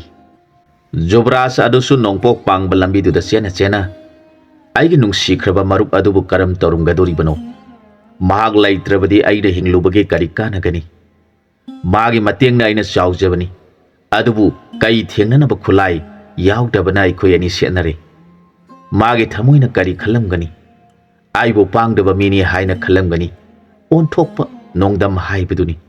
Aina magi kongo lirugadabasu ꯀꯩ ꯊꯦꯡꯅꯅꯕ ꯈꯨꯠꯂꯥꯏ ꯌꯥꯎꯗꯕꯅ ꯑꯣꯟꯊꯣꯛꯅ ꯇꯣꯟꯈ꯭ꯔꯦꯗ꯫ ꯑꯗꯨꯕꯨ ꯑꯩꯈꯣꯏ ꯑꯅꯤꯅ ꯊꯥꯔꯝꯕ ꯇꯨꯜꯁꯤ ꯄꯥꯝꯕꯤ ꯑꯅꯤꯗꯨ ꯑꯩꯅ ꯃꯤ ꯇꯥꯕ ꯃꯐꯝ ꯌꯧꯔꯕꯗ ꯈꯨꯠꯂꯥꯏ ꯂꯧꯔꯒ ꯃꯔꯨꯞꯀꯤ ꯈꯣꯡꯒꯨꯜ ꯂꯤꯒꯦ, ꯇꯨꯜꯁꯤ ꯑꯗꯨꯅ ꯁꯥꯈꯤ ꯑꯣꯏꯗꯨꯅ ꯍꯤꯡꯂꯤ ꯅꯠꯇ꯭ꯔꯒ ꯁꯤꯔꯦ ꯍꯥꯏꯕ ꯈꯪꯒꯗꯧꯔꯤꯕꯅꯤ꯫ ꯐꯔꯦ, ꯅꯤꯄꯥ ꯃꯆꯥꯒꯤ ꯂꯥꯏꯕꯛ ꯆꯥꯡ ꯌꯦꯡꯂꯒꯦ꯫ ꯀꯔꯤꯒꯨꯝꯕ ꯃꯔꯨꯞꯅ ꯁꯤꯕ ꯊꯣꯛꯂꯕꯗꯤ ꯑꯩꯍꯥꯛ ꯑꯃꯨꯛ ꯍꯟꯅ ꯑꯩꯒꯤ ꯂꯩꯕꯥꯛꯇ ꯆꯪꯈ꯭ꯔꯔꯣꯏ ꯍꯥꯏꯔꯒ ꯕꯤꯔꯁꯤꯡꯍ ꯌꯨꯕꯔꯥꯖꯁꯨ ꯃꯤ ꯇꯥꯕ ꯃꯐꯝ ꯌꯧꯅꯕ ꯆꯠꯈꯤ꯫ ꯑꯗꯨꯒ ꯃꯟꯇ꯭ꯔꯤꯒꯤ ꯃꯆꯥ ꯕꯤꯔꯕꯜ ꯀꯧꯕ ꯑꯗꯨꯁꯨ ꯑꯁꯨꯝ ꯑꯁꯨꯝ ꯂꯥꯛꯄꯅ ꯃꯤ ꯂꯩꯔꯝꯕꯒꯤ ꯌꯨꯝ ꯀꯩ ꯁꯪꯒꯣꯏꯅꯆꯤꯡꯕ ꯄꯨꯝꯅꯃꯛꯇꯤ ꯂꯩꯔꯒ ꯃꯤꯗꯤ ꯑꯃꯠꯇ ꯂꯩꯇꯦ꯫ ꯃꯗꯨ ꯎꯔꯒ ꯃꯍꯥꯛꯅ ꯈꯜꯂꯤ, ꯂꯩꯕꯥꯛ ꯑꯁꯤꯗꯤ ꯀꯔꯤꯅꯣ? ꯌꯨꯝ ꯀꯩꯗꯤ ꯂꯩꯔꯒ ꯃꯤꯗꯤ ꯑꯃꯠꯇ ꯊꯦꯡꯅꯗꯦ꯫ ꯑꯗꯨꯒ ꯂꯩꯔꯤꯕ ꯂꯝꯕꯤꯁꯤꯡ ꯑꯁꯤꯁꯨ ꯃꯤ ꯆꯠꯄꯒꯤ ꯃꯑꯣꯡ ꯃꯥꯟꯗꯦ, ꯏꯁꯣꯡ ꯁꯣꯡꯗꯨꯅ ꯂꯩ꯫ ꯂꯩꯕꯥꯛ ꯑꯁꯤꯕꯨ ꯀꯔꯝ ꯇꯧꯔꯤꯕꯅꯣ ꯆꯤꯡꯅꯗꯕ ꯉꯝꯗꯦ꯫ ꯈꯔ ꯆꯦꯛꯁꯤꯟꯗꯕ ꯌꯥꯗꯦ ꯈꯟꯗꯨꯅ ꯃꯍꯥꯛ ꯃꯥꯅ ꯄꯨꯔꯛꯄ ꯆꯦꯡꯄꯥꯛ ꯈꯔ ꯆꯥꯔꯒ ꯑꯁꯨꯝ ꯆꯠꯄ ꯍꯧꯔꯛꯂꯦ꯫ ꯑꯁꯨꯝꯅ ꯅꯣꯡꯃ ꯅꯤꯅꯤ ꯆꯠꯂꯕ ꯃꯇꯨꯡꯗ ꯀꯣꯅꯨꯡ ꯃꯥꯟꯕ ꯐꯨꯔꯥ ꯗꯂꯥꯟ ꯁꯥꯕ ꯃꯐꯝ ꯑꯃ ꯊꯦꯡꯅꯔꯦ꯫ ꯃꯍꯥꯛꯅ ꯃꯐꯝ ꯑꯗꯨꯗ ꯆꯪꯁꯤꯟꯗꯨꯅ ꯌꯦꯡꯕꯗ ꯁꯔꯨ ꯉꯥꯛꯇ ꯄꯨꯟꯅ ꯄꯩꯗꯨꯅ ꯂꯩꯕ ꯊꯦꯡꯅꯔꯦ꯫ ꯃꯍꯥꯛꯅ ꯀꯣꯅꯨꯡ ꯑꯗꯨ ꯀꯣꯏꯅ ꯆꯠꯇꯨꯅ ꯌꯦꯡꯂꯛꯄꯗ ꯀꯣꯅꯨꯡꯒꯤ ꯁꯅꯥꯊꯣꯡꯗ ꯌꯣꯡ ꯑꯃ ꯄꯨꯟꯗꯨꯅ ꯊꯝꯂꯤꯕꯗꯨ ꯎꯔꯦ꯫ ꯃꯍꯥꯛꯅ ꯈꯜꯂꯤ, ꯀꯅꯥ ꯑꯃꯠꯇ ꯂꯩꯇꯕ ꯁꯔꯨꯅ ꯄꯤꯛ ꯊꯟꯅ ꯂꯩꯕ ꯃꯐꯝ ꯑꯁꯤꯗ ꯌꯣꯡ ꯑꯃ ꯄꯨꯟꯗꯨꯅ ꯊꯝꯕꯤꯔꯤꯕꯁꯤꯅ ꯇꯥꯛꯄꯗꯤ ꯃꯐꯝ ꯑꯁꯤꯗ ꯍꯤꯡꯆꯥꯕꯤ ꯑꯃ ꯂꯩꯕ ꯇꯥꯔꯦ꯫ ꯑꯁꯨꯝ ꯈꯟꯗꯨꯅ ꯃꯥꯅ ꯌꯣꯡ ꯑꯗꯨꯕꯨ ꯃꯨꯟꯅ ꯌꯦꯡꯗꯨꯅ ꯂꯩ꯫ ꯌꯣꯡ ꯑꯗꯨꯅꯁꯨ ꯃꯤꯔꯣꯟꯗꯤ ꯊꯣꯛꯇꯕꯅ ꯇꯥꯏꯕꯪ ꯃꯤ ꯑꯃꯅ ꯃꯥꯒꯤ ꯅꯥꯛꯇ ꯂꯦꯞꯇꯨꯅ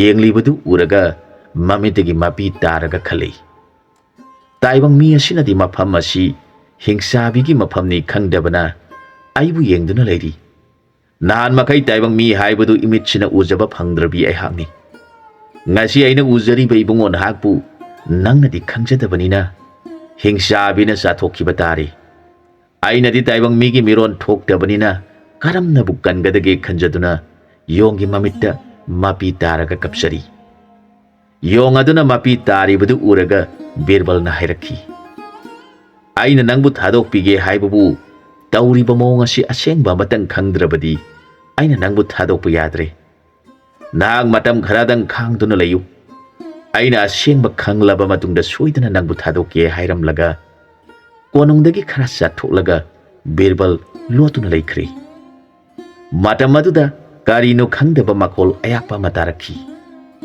ꯂꯣꯟꯅ ꯃꯍꯥꯛꯅ ꯃꯗꯨꯕꯨ ꯈꯪꯅꯕ ꯌꯦꯡꯗꯨꯅ ꯂꯩꯈ꯭ꯔꯦ꯫ ꯆꯥꯎꯈ꯭ꯔꯕ ꯃꯨꯔꯇꯤ ꯑꯃꯅ ꯁꯖꯤ ꯑꯃ ꯄꯨꯔꯗꯨꯅ ꯄꯥꯏꯔꯛꯄꯗꯨ ꯎꯔꯒ ꯕꯤꯔꯕꯜꯅ ꯈꯪꯈꯤ, ꯂꯩꯍꯧꯔꯤꯕ ꯁꯔꯨꯒꯤ ꯃꯄꯩꯁꯤꯡ ꯑꯗꯨ ꯃꯁꯤꯅ ꯆꯥꯊꯣꯛꯈꯤꯕꯅꯤ ꯈꯟꯗꯨꯅ ꯃꯥꯅ ꯀꯔꯤ ꯇꯧꯔꯤꯕꯒꯦ ꯍꯥꯏꯕꯗꯨ ꯇꯨꯃꯤꯟꯅ ꯌꯦꯡꯗꯨꯅ ꯂꯩꯔꯤ꯫ ꯍꯤꯡꯆꯥꯕꯤ ꯑꯗꯨꯅ ꯁꯖꯤ ꯑꯗꯨꯕꯨ ꯊꯝꯂꯒ ꯄꯨꯈ꯭ꯔꯤ ꯃꯆꯥ ꯑꯅꯤꯈꯛ ꯂꯩꯔꯤꯕ ꯑꯗꯨꯗꯒꯤ ꯏꯁꯤꯡ ꯁꯣꯛꯂꯒ ꯆꯪꯈꯤ꯫ ꯑꯗꯨꯒ ꯇꯨꯝꯕꯥ ꯑꯃꯗꯒꯤ ꯏꯁꯤꯡꯅ ꯌꯣꯡ ꯑꯗꯨꯗ ꯆꯥꯏꯔꯒ ꯃꯤ ꯑꯣꯜꯍꯟꯈ꯭ꯔꯦ꯫ ꯃꯤ ꯑꯣꯜꯂꯛꯏꯕ ꯅꯨꯄꯤ ꯂꯩꯁꯥꯕꯤꯗꯨ ꯂꯩꯕꯥꯛ ꯑꯗꯨꯗ ꯄꯥꯟꯕ ꯃꯨꯍꯤꯄꯥꯜ ꯀꯧꯕ ꯅꯤꯡꯊꯧ ꯑꯗꯨꯒꯤ ꯃꯆꯥꯏꯕꯦꯝꯃ ꯃꯣꯍꯤꯅꯤꯅꯤ꯫ ꯃꯍꯥꯛ ꯍꯧꯖꯤꯛ ꯃꯤ ꯑꯣꯟꯕ ꯄꯨꯈ꯭ꯔꯤ ꯑꯗꯨꯗ ꯏꯔꯨꯖꯕ ꯊꯣꯔꯛꯂꯦ꯫ ꯃꯍꯥꯛꯅ ꯅꯤꯡꯊꯤꯅ ꯏꯔꯨꯔꯒ ꯃꯈꯨꯠꯇ ꯏꯁꯤꯡ ꯄꯥꯇ꯭ꯔ ꯑꯃ ꯄꯨꯔꯒ ꯆꯪꯈꯤꯕꯗꯨ ꯕꯤꯔꯕꯜ ꯀꯧꯕ ꯃꯟꯇ꯭ꯔꯤꯒꯤ ꯃꯆꯥꯅ ꯃꯨꯟꯅ ꯌꯦꯡꯗꯨꯅ ꯂꯩꯍꯧꯈꯤ꯫ ꯃꯣꯍꯤꯅꯤꯅ ꯍꯤꯡꯆꯥꯕꯤꯒꯤ ꯃꯅꯥꯛ ꯌꯧꯔꯕꯗ ꯃꯥꯕꯨ ꯃꯨꯟꯅ ꯌꯦꯡꯂꯒ ꯍꯤꯡꯆꯥꯕꯤꯅ ꯍꯥꯏꯔꯛꯈꯤ, ꯏꯕꯦꯝꯃ, ꯉꯁꯤ ꯑꯁꯤꯕꯨ ꯀꯅꯥ ꯅꯪꯒꯤ ꯅꯅꯥꯛꯇ ꯂꯥꯛꯂꯝꯕꯒꯦ? ꯏꯕꯦꯟꯒꯤ ꯅꯥꯇꯣꯟꯗ ꯇꯥꯏꯕꯪ ꯃꯤꯒꯤ ꯃꯤꯍꯤꯡ ꯉꯥꯛꯇ ꯅꯝꯃꯤ ꯍꯥꯏꯔꯛꯈꯤ꯫ ꯃꯗꯨꯗ ꯃꯣꯍꯤꯅꯤꯅ ꯀꯞꯂꯗꯨꯅ ꯍꯥꯏꯔꯛꯈꯤ, ꯏꯕꯦꯟ, ꯅꯪꯅ ꯑꯩꯕꯨ ꯌꯣꯡ ꯑꯣꯜꯍꯟꯗꯨꯅ ꯄꯨꯟꯗꯨꯅ ꯊꯝꯕꯤꯔꯝꯂꯒ ꯆꯠꯄꯤꯈ꯭ꯔꯦ꯫ ꯑꯩꯗꯤ ꯇꯥꯏꯕꯪ ꯃꯤꯑꯣꯏꯕꯒꯤ ꯃꯤꯔꯣꯟꯁꯨ ꯊꯣꯛꯇꯦ꯫ ꯃꯐꯝ ꯑꯁꯤꯗꯕꯨ ꯇꯥꯏꯕꯪ ꯀꯅꯥ ꯂꯥꯛꯀꯗꯒꯦ? ꯏꯕꯦꯟꯅ ꯃꯤ ꯆꯥꯅꯤꯡꯂꯛꯇꯨꯅ ꯑꯩꯉꯣꯟꯗ ꯂꯥꯟꯅ ꯍꯥꯏꯖꯤꯜꯂꯒ ꯑꯩꯕꯨ ꯆꯥꯕꯤꯒꯦ ꯍꯥꯏꯔꯤꯕ꯭ꯔꯥ? ꯑꯩꯕꯨ ꯆꯥꯅꯤꯡꯂꯕꯁꯨ ꯆꯥꯕꯤꯔꯣ꯫ ꯏꯃꯥ ꯏꯄꯥ ꯃꯔꯨꯞ ꯃꯄꯥꯡ ꯀꯅꯥ ꯎꯖꯗ꯭ꯔꯕꯤ ꯑꯩꯕꯨ ꯀꯔꯤ ꯀꯥꯟꯅꯈꯤꯒꯗꯒꯦ? ꯏꯕꯦꯟꯅ ꯆꯥꯗꯨꯅ ꯁꯤꯈꯤꯕꯅ ꯍꯦꯟꯅ ꯐꯔꯕꯅꯤ ꯍꯥꯏꯔꯛꯈꯤ꯫ ꯃꯣꯍꯤꯅꯤꯒꯤ ꯋꯥꯗꯨ ꯇꯥꯔꯒ ꯍꯤꯡꯆꯥꯕꯤꯅ ꯏꯁꯨꯁꯦ ꯃꯄꯨꯛꯅꯤꯡ ꯋꯥꯔꯧꯔ ꯃꯥꯜꯂꯦ ꯈꯟꯗꯨꯅ ꯍꯥꯏꯔꯛꯈꯤ, ꯏꯁꯨꯕꯨꯗꯤ ꯀꯔꯤꯒꯤ ꯏꯕꯦꯟꯅ ꯆꯥꯒꯗꯧꯔꯤꯕꯅꯣ? ꯅꯪꯒꯤ ꯅꯄꯥꯟꯗꯒꯤ ꯍꯤꯡꯆꯥꯕ ꯑꯀꯟꯕ ꯂꯝꯕꯥꯁꯨꯔꯥꯒꯤ ꯃꯆꯥꯅꯤꯄꯥꯗ ꯄꯤꯗꯨꯅ ꯃꯥꯒ ꯉꯥꯏꯁꯦꯟ ꯑꯣꯏꯅꯒꯗꯧꯔꯤꯕꯅꯤ꯫ ꯑꯗꯨ ꯑꯣꯏꯔꯕꯗꯤ ꯏꯁꯨ ꯏꯕꯦꯟꯒꯤ ꯌꯦꯛꯅꯕ ꯀꯅꯥꯁꯨ ꯂꯩꯔꯔꯣꯏ ꯍꯥꯏꯔꯗꯨꯅ ꯍꯤꯡꯆꯥꯕꯤꯅ ꯃꯣꯍꯤꯅꯤꯕꯨ ꯌꯦꯡꯖꯔꯒ ꯑꯩꯒꯤ ꯏꯁꯨ ꯑꯁꯤꯒꯤ ꯃꯁꯛ ꯃꯐꯖ ꯑꯁꯤꯗꯤ angakpani. Isu na pokpa isu singadu akan bangakta oigadoribani. Khalu khaluraga iben gi thamoi si nungaibana thumali. Makhoi gi di piro hairabani. Adubu ibena isu angang oimali khanduna hojik phawba lairibani hairakhi. Wadu targa moini mathamoida kapningi. Adubu nungaitaba mata utti. Hingsabina mana puragliba sajidu saraga pothaduna laikhri. Rajkumari su mana hainaba sak ensang thongduna sari. Aduga ngasai laglambani padugi maramda khanduna laiki. Mahak adubu kadaidabu leiramgadagi. Karigumba hingsabisina khangkhiba thoklabadi mahaki mathwai mangduna toklagani khanduna mapungnindu yamna wajana numidangdu laiki. Nongalabada hingsabina magi safam thokpa saraga Rajkumari su magi hainajaba chinjak saraduna hingsabina yong onaba pukhridagi ising aduna sairaga yong olhalamlaga punduna thanamki. Aduga hingsabi machinjak thiba paiduna satkhri. Matamasida Birbalna sengpa khara saraga thuna konongda lagli.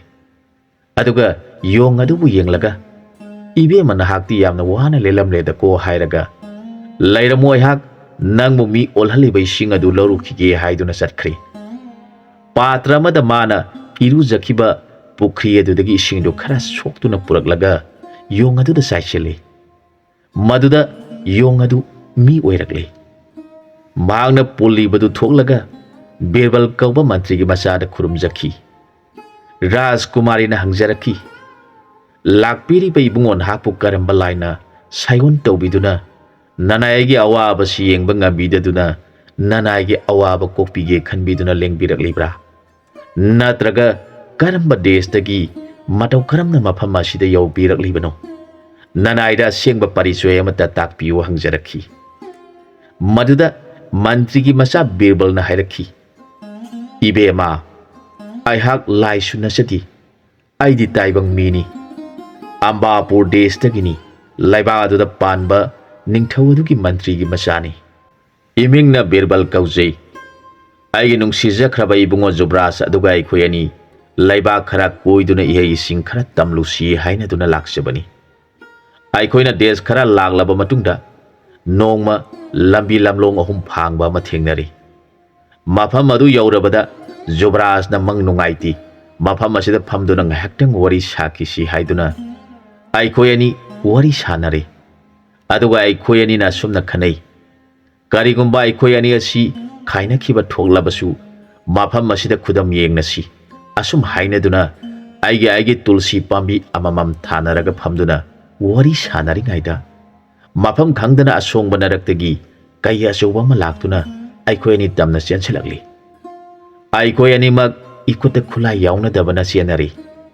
Magi hingnaba senaba aduda Marup nung sikraba Zubras aduna karamba lambida salamgadagi khangdri. Aina awang pangba lambi asida selakpada kaiduna tanaba leptri.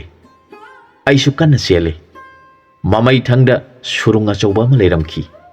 Maduda aihak sele. Surung aduda aina asum lakpada mi taba yaba mafam thengnari. Aina mafam asida mi taramgani khanduna sanglakpada yumdi thengnai. Aduga media mata thengnadi kari matauno. Mi laiba mafam therakpada konung manba ama laire mi lairamgani khanduna sanglakpada yong oirabi ibe mabu thengnari.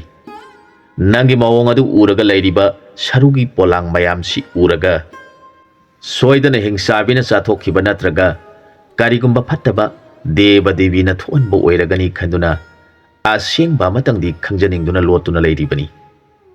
Hingsabiduna ising sokhibadu muna yengduna laijahubadagi aina nangbo mi olhanjaribani. Aduna ibe amadi kanano lairiba sarugi polang sing asina karamna oikhibano sengna wari libiduna khanganbiu hairakhi. Rajkumari Mohini na haijarakhi. Tabi oibungo laiba asida panba ningthawadugi mamingna Muhipal kawi. Magi machanupini ehak aigi mingna Mohini haina kaujai. Laibak asi Patal laibak su kaunai. Ipagi ming lauduna Muhipal des haina su khangnai. Lairiba hingsabi asina ibunguna lakpiriba surung adudagi mahak laktuna mana laibak asida lairiba mipung kudimak loina sathokri. Aduga konung salakuna konunggi mipung khudingmak chathokpikhraga aibudi magi seba tawnaba thamlibani. Aihak siba ngamdabadagi leijaribani. Asuk thawai wana nungaitina leiringe sida mana aibu hingsaba kanba mada thajanaba silibani. Magi nungaitaba waram punamak sithaba leitana tamlabada mantri ki machaduna hairakhi. Phare ibema nahak aina haiba wafam abatang pangthoktaba yadri. Mana horen hanjelakpa matamda nangbu mi olalaba matungda nahak kanna kapladuna oinaduna leiro. Maduda mana hanglakani kari maramgi nangna kaplibano.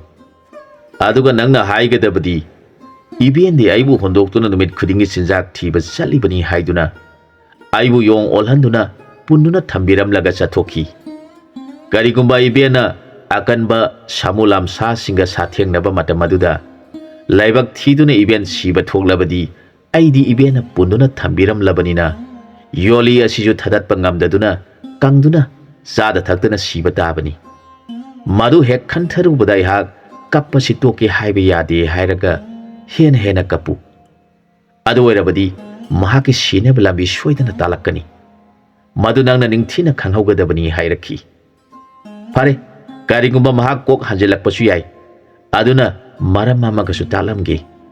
Mana yong onaba thamleba ising aduna mana tumlingai aduda khara soklaga una kharana khiu.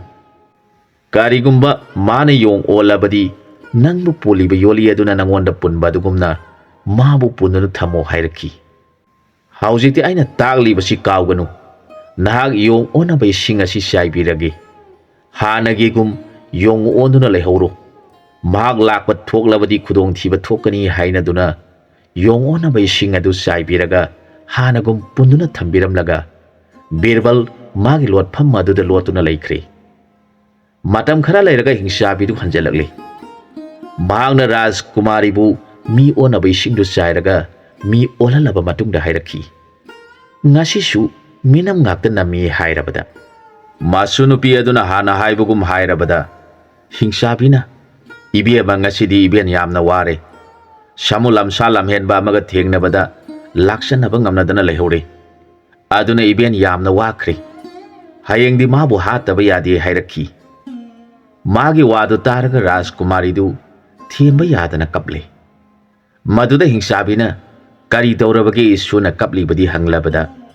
Rajkumarina karigumba samu aduna ngamduna ibian siba thoklabadi yong onduna punduna thamliba aidi kangduna siba tabani. Ipuningse yamna nungsikre hairaga hana hana kaptuna leire. Maduda hingsabina apangbi adugi dhamak kappa hongnabra nabendi sisu siroidana hek hairakhi.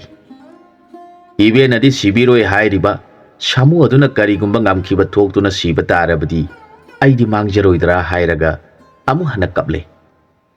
Maduda hingsabina karigi nangna naben ai sigani khaduna kaplibano. Ibena sigadabadi nangbu punduna thamliba khongnang asigi matonda lirung achauba ama lairibasi ubra. Masina teklabadi iben ge khwang tekadoribani. Aduga songa bonda yauriba songa asi halabada iben sigadoribani. Aduga tumba ama yalibasi hek thugaibada iben kok kaigadoribani. Natrabadi magumbagi samuna karibu taujagadoribano hairakhi. Magi wado haiba loiraga aihak yamna ware. Nangna thongba thakba loiraba matungda haudoklau ai tumlukhige haiduna tumki. Matamaduda mana yong onba isinge patra du loksilaga una ama luptuna tumlibi hingsabi aduda saire. Hingsabidu yong on khre. Yong oduna tumlibi hingsabidu mabu pullamba yoli aduna makhwangda punsilaga mana tumliba ka adugi yumbi amada pullaga solonduna thanami. Aduga magi sana balangduna sari. Yong oirabi hingsabi adugi su saruk khaktuna thami. Mahak magi hipamda sangduna tumge taurabasu tumma yadre. Mahak amuk haugat amuk chat tauduna yong oliba hingsabidu yengduna leikhi. Asumna leibana nongan kiba khanghaudre. Nonga labada mahangna Birbal kauba ngarak laklambani padubu lakpa ngaibada awaba oikhi. Asomdana Birbal ngarang mana sinaramba thabak adu karam tauramgadage khanduna mapuning yamna wajaki mahaksu magi yaurak paseng pakhara charaga hingsabi chatkhiba ngaiduna leirabada numit adudi hingsabi chatkibigi makhona amatap taba phangdrabada mahak mapuning yamna wajarami aina sinaramba thabak adu pangthoknaba honabada akaiba yauduna hingsabi na mabu chathok pikraba jala haina khanduna leikhi maga sum lairakpada laiba yaraktabadagi satlaga laibak yenglurage khanduna konungdu tamna lakli Mohini Kaubi Rajkumarina Birbalbu lakmandre khanduna konungi thongal thoktuna mabu lakpra haina hek yengjai aduga yongolabi hingsabi adusu mikap tholakpa matamda ma hingsabi gi wakhal khankhidre yongi wakhal da laikre magi matawadu da Rajkumarina nungsiba pokladuna magi sanaba thamduna pijari Birbal kawa mantri gi masadu yoruklabada Rajkumarina harauna pau tamjaraduna yong aduna oiriba mawong yengminakhi aduga hairakhi ibungo haujikti karamba mawong amuk chathabigadoribano maduda Birbal kawa mantri gi masaduna ibema yong asigi matau uraga thamoy asi khara naukthorpagum tawi adubu mabu nungsi haiduna sum thambadi yadi karigumba mana khudong chaba phanglabadi aikhoi amuk awaba tagadoribani aduna mabu hatuna mangan khibana punamaki oina afaba oigani hairakhi aduna mahakpu mapuk thanaba pijabiro aduga mana taklami haiba khongnang asida leiriba potsing asi lautharaga loisilasi hairabada Rajkumarina yong adu sanaba haina singba magi manakta thambiraduna mabu pijare yong aduna su karisu khandana makhoina piriba potsing adu lauduna charaga mamit aduna makhoi anida taru taru yengduna reiri magi matau yenglaga makhoi su nungai tabadi phawi adubu nungsi haiduna mabu adum thambadi kirami aduna Birbalna ibema aiha khongnang asi karage aduga aina pitharapa pot khudingba nangna u hairaga mahak khongnang kakhri mahana khongnang hek kakatpa haurakpada yong adu hauna khongba horakli Magna pulliba dubu thadatnaba kanna honari thadatpa ngamdrabada hauna khongduna kappa horakli yong aduna tauriba mawongduna makoyani kibaga loinana Birbalna yanduna thamliba lirung adubu lauthaduna Mohini gi makuta piri aduga yanduna thamliba tumba adubusu amuk piri mathangda songa macha ama pon amada haptuna thamlibadu puraga Birbal khongnangdagi kumtharakhi maduda yong aduna tumina laikhidre mahak pulliba yoli adu thadat kadabagi kanna songduna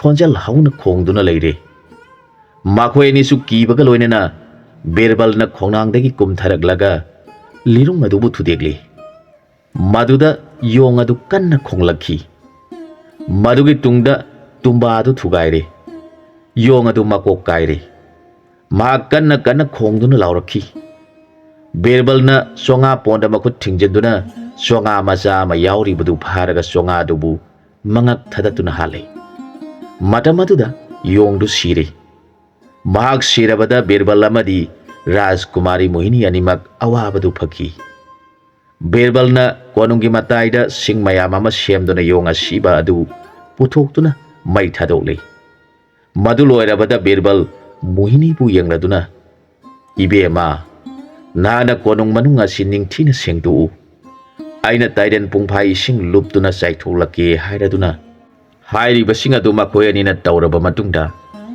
numidangi sana thangnaba langladuna makhoi ani saminaraduna pothadun leiraba matungda Birbalna ibema lairiba sarugi polang sing asi mi onbai sing asi saiduna hingba ngambra yengsi asum haiduna Rajkumarina ising holanki aduga Birbalna ising khikladuna polang sing pumnamak loina hanagi masagi moti de hingalagle mapa ningthau mama maharani amadi praja pumnamak hingalaglabada makhoi mayamdu tumlubagi mawongda Rajkumari bu yenglaga hanglakhi aikoi pumnamak tumlura male aduga nanga laiminaramli bai bungo asina kadai de kino nanga matau karamna khangnaduna mafam asida leiramli bano haina hanglabada ꯔꯥꯖꯀꯨꯃꯥꯔꯤ ꯃꯣꯍꯤꯅꯤꯅ ꯍꯧꯈꯤꯕ ꯄꯨꯝꯅꯃꯛ ꯃꯤꯌꯥꯝ ꯑꯗꯨꯒꯤ ꯃꯐꯝꯗ ꯆꯤꯠꯊꯕ ꯇꯧꯗꯨꯅ ꯇꯝꯖꯔꯕꯗ ꯅꯤꯡꯊꯧ ꯃꯍꯥꯔꯥꯅꯤ ꯑꯅꯤꯗꯨꯅ ꯊꯣꯛꯈꯤꯕ ꯄꯨꯝꯅꯃꯛ ꯅꯤꯡꯁꯤꯡꯂꯛꯇꯨꯅ ꯏꯄꯥꯒꯤ ꯏꯕꯦꯝꯃ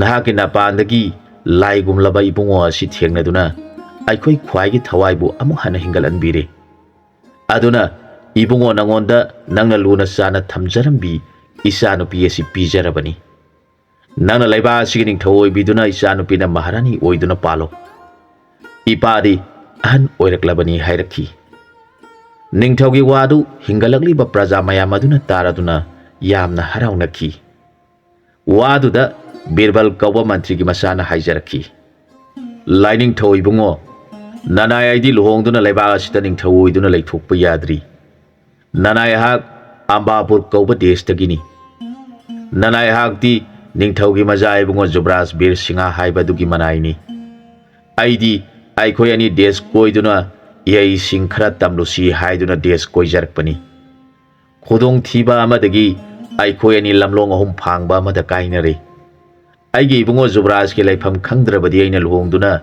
ꯏꯅꯤꯡꯊꯧꯒꯤ ꯂꯩꯕꯥꯛꯇ ꯂꯩꯊꯣꯛꯄ ꯌꯥꯗ꯭ꯔꯤ ꯑꯗꯨꯅ ꯅꯅꯥꯏꯕꯨ ꯉꯥꯛꯄꯤꯌꯨ ꯍꯥꯏꯖꯔꯛꯈꯤ ꯃꯥꯒꯤ ꯋꯥꯗꯨ ꯇꯥꯔꯒ ꯅꯤꯡꯊꯧꯅ ꯍꯥꯏꯔꯛꯈꯤ ꯅꯪꯅ ꯅꯪꯒꯤ ꯅꯕꯨꯡꯉꯣ ꯖꯨꯕ꯭ꯔꯥꯖ ꯊꯤꯕ ꯐꯪꯗ꯭ꯔꯤꯕ ꯐꯥꯎꯕ ꯅꯤꯡꯊꯧ ꯑꯣꯏꯈꯤꯔꯣꯏ ꯍꯥꯏꯔꯤꯕꯗꯨ ꯏꯄꯥꯁꯨ ꯌꯥꯔꯦ ꯑꯗꯨꯒ ꯏꯄꯥꯅ ꯄꯤꯔꯤꯕ ꯑꯩꯒꯤ ꯏꯆꯥꯅꯨꯄꯤ ꯑꯁꯤꯗꯤ ꯅꯪꯅ ꯉꯁꯤꯃꯛ ꯂꯨꯍꯣꯡꯗꯨꯅ ꯅꯪꯅ ꯅꯕꯨꯡꯉꯣ ꯊꯤꯕ ꯆꯠꯂꯕꯁꯨ ꯂꯣꯏꯅꯒꯗꯕꯅꯤ ꯍꯥꯏꯔꯛꯈꯤ ꯅꯤꯡꯊꯧꯒꯤ ꯋꯥꯗꯨꯗ ꯃꯍꯥꯛ ꯌꯥꯗꯕ ꯉꯝꯗꯗꯨꯅ ꯅꯨꯃꯤꯠ ꯑꯗꯨꯗ ꯃꯣꯍꯤꯅꯤꯒ ꯂꯨꯍꯣꯡꯂꯦ ꯃꯈꯣꯏ ꯂꯨꯍꯣꯡꯕꯒꯤ ꯃꯉꯥꯅꯤꯒꯤ ꯆꯥꯛ ꯆꯥꯔꯕ ꯃꯇꯨꯡꯗ ꯃꯀꯨ ꯅꯤꯡꯊꯧ ꯌꯦꯡꯖꯔꯒ ꯅꯅꯥꯏ ꯑꯩꯈꯣꯏ ꯅꯅꯥꯏ ꯑꯩꯒꯤ ꯏꯕꯨꯡꯉꯣ ꯖꯨꯕ꯭ꯔꯥꯖꯄꯨ ꯊꯤꯖꯔꯨꯈꯤꯒꯦ ꯍꯥꯏꯖꯔꯛꯈꯤ ꯃꯗꯨꯗ ꯅꯤꯡꯊꯧ ꯑꯗꯨꯅ ꯍꯔꯥꯎꯅ ꯃꯄꯨ ꯅꯤꯡꯕꯅꯤ ꯈꯟꯗꯨꯅ ꯌꯥꯕꯤꯔꯦ ꯕꯤꯔꯕꯜꯅ ꯏꯁꯤꯡ ꯍꯥꯞꯄ ꯌꯥꯕ ꯃꯈꯨꯝ ꯄꯥꯟꯕ ꯂꯤꯛꯂꯤ ꯑꯅꯤꯈꯛ ꯃꯤ ꯑꯣꯟꯕ ꯑꯃꯗꯤ ꯌꯣꯡ ꯑꯣꯟꯕ ꯄꯨꯈ꯭ꯔꯤꯁꯤꯡꯗꯒꯤ ꯏꯁꯤꯡ ꯍꯥꯜꯍꯟꯗꯨꯅ ꯃꯗꯨꯕꯨ ꯆꯦꯛꯁꯤꯟꯅ ꯈꯥꯎꯗ ꯍꯥꯞꯂꯒ ꯃꯣꯍꯤꯅꯤꯒ ꯂꯣꯏꯅꯅ ꯍꯥꯟꯅ ꯃꯥꯅ ꯂꯥꯛꯈꯤꯕ ꯂꯝꯕꯤ ꯑꯗꯨꯗ ꯂꯥꯛꯂꯦ ꯃꯈꯣꯏ ꯑꯅꯤꯅ ꯅꯍꯥꯟ ꯃꯥꯅ ꯐꯥꯎꯒꯠꯂꯛꯈꯤꯕ ꯁꯨꯔꯨꯡ ꯑꯗꯨꯒꯤ ꯃꯆꯤꯟꯗꯨ ꯊꯤꯔꯛꯂꯦ ꯃꯐꯝꯗꯨ ꯊꯦꯡꯅꯔꯕꯗ ꯏꯕꯦꯝꯃ ꯁꯨꯔꯨꯡ ꯑꯁꯤꯗ ꯀꯥꯈꯠꯂꯁꯤ ꯍꯥꯏꯔꯗꯨꯅ ꯁꯨꯔꯨꯡꯒꯤ ꯂꯝꯕꯤꯗ ꯀꯥꯈꯠꯂꯛꯂꯦ ꯃꯈꯣꯏ ꯑꯅꯤꯅ ꯁꯨꯔꯨꯡꯒꯤ ꯃꯄꯥꯟ ꯌꯧꯔꯛꯂꯕꯗ ꯕꯤꯔꯕꯜꯅ ꯏꯕꯦꯝꯃ ꯅꯍꯥꯛ ꯉꯥꯏꯍꯥꯛꯇꯪ ꯄꯣꯊꯥꯗꯨꯅ ꯂꯩꯌꯨ ꯍꯥꯏꯔꯒ ꯃꯈꯣꯏ ꯑꯅꯤꯅ ꯊꯥꯔꯝꯕ ꯇꯨꯜꯁꯤ ꯄꯥꯝꯕꯤ ꯑꯅꯤꯗꯨ ꯌꯦꯡꯂꯦ ꯃꯗꯨꯗ ꯃꯥꯒꯤ ꯑꯗꯨꯗꯤ ꯐꯖꯅ ꯃꯅꯥ ꯁꯥꯡꯅ ꯍꯧꯔꯤ ꯑꯗꯨꯒ ꯖꯨꯕ꯭ꯔꯥꯖꯀꯤ ꯇꯨꯜꯁꯤ ꯄꯥꯝꯕꯤ ꯑꯗꯨꯗꯤ ꯃꯅꯥꯗꯨ ꯈꯨꯏꯔꯨꯝ ꯈꯨꯏꯔꯨꯝ ꯇꯧꯔꯝꯃꯤ ꯃꯗꯨ ꯎꯔꯒ ꯕꯤꯔꯕꯜꯅ ꯑꯩꯒꯤ ꯏꯕꯨꯡꯉꯣꯁꯤ ꯑꯋꯥꯕ ꯇꯥꯔꯦ ꯃꯥꯅ ꯆꯠꯂꯝꯒꯗꯕ ꯂꯝꯕꯤ ꯑꯁꯤꯗꯤ ꯑꯋꯥꯡ ꯊꯪꯕꯅ ꯑꯩꯅ ꯆꯦꯟꯕꯅꯤ ꯑꯗꯨꯅꯗꯤ ꯃꯍꯥꯛ ꯁꯣꯏꯗꯅ ꯅꯣꯡꯄꯣꯛ ꯊꯪꯕ ꯑꯁꯤꯗ ꯆꯠꯂꯝꯕ ꯇꯥꯔꯦ ꯈꯟꯗꯨꯅ ꯅꯣꯡꯄꯣꯛ ꯊꯪꯕ ꯂꯝꯕꯤꯗ ꯔꯥꯖꯀꯨꯃꯥꯔꯤ ꯃꯣꯍꯤꯅꯤꯕꯨ ꯌꯣꯡ ꯑꯣꯜꯍꯟꯗꯨꯅ ꯃꯈ꯭ꯋꯥꯡꯗ ꯊꯧꯔꯤ ꯊꯨꯔꯗꯨꯅ ꯆꯠꯃꯤꯟꯅꯔꯤ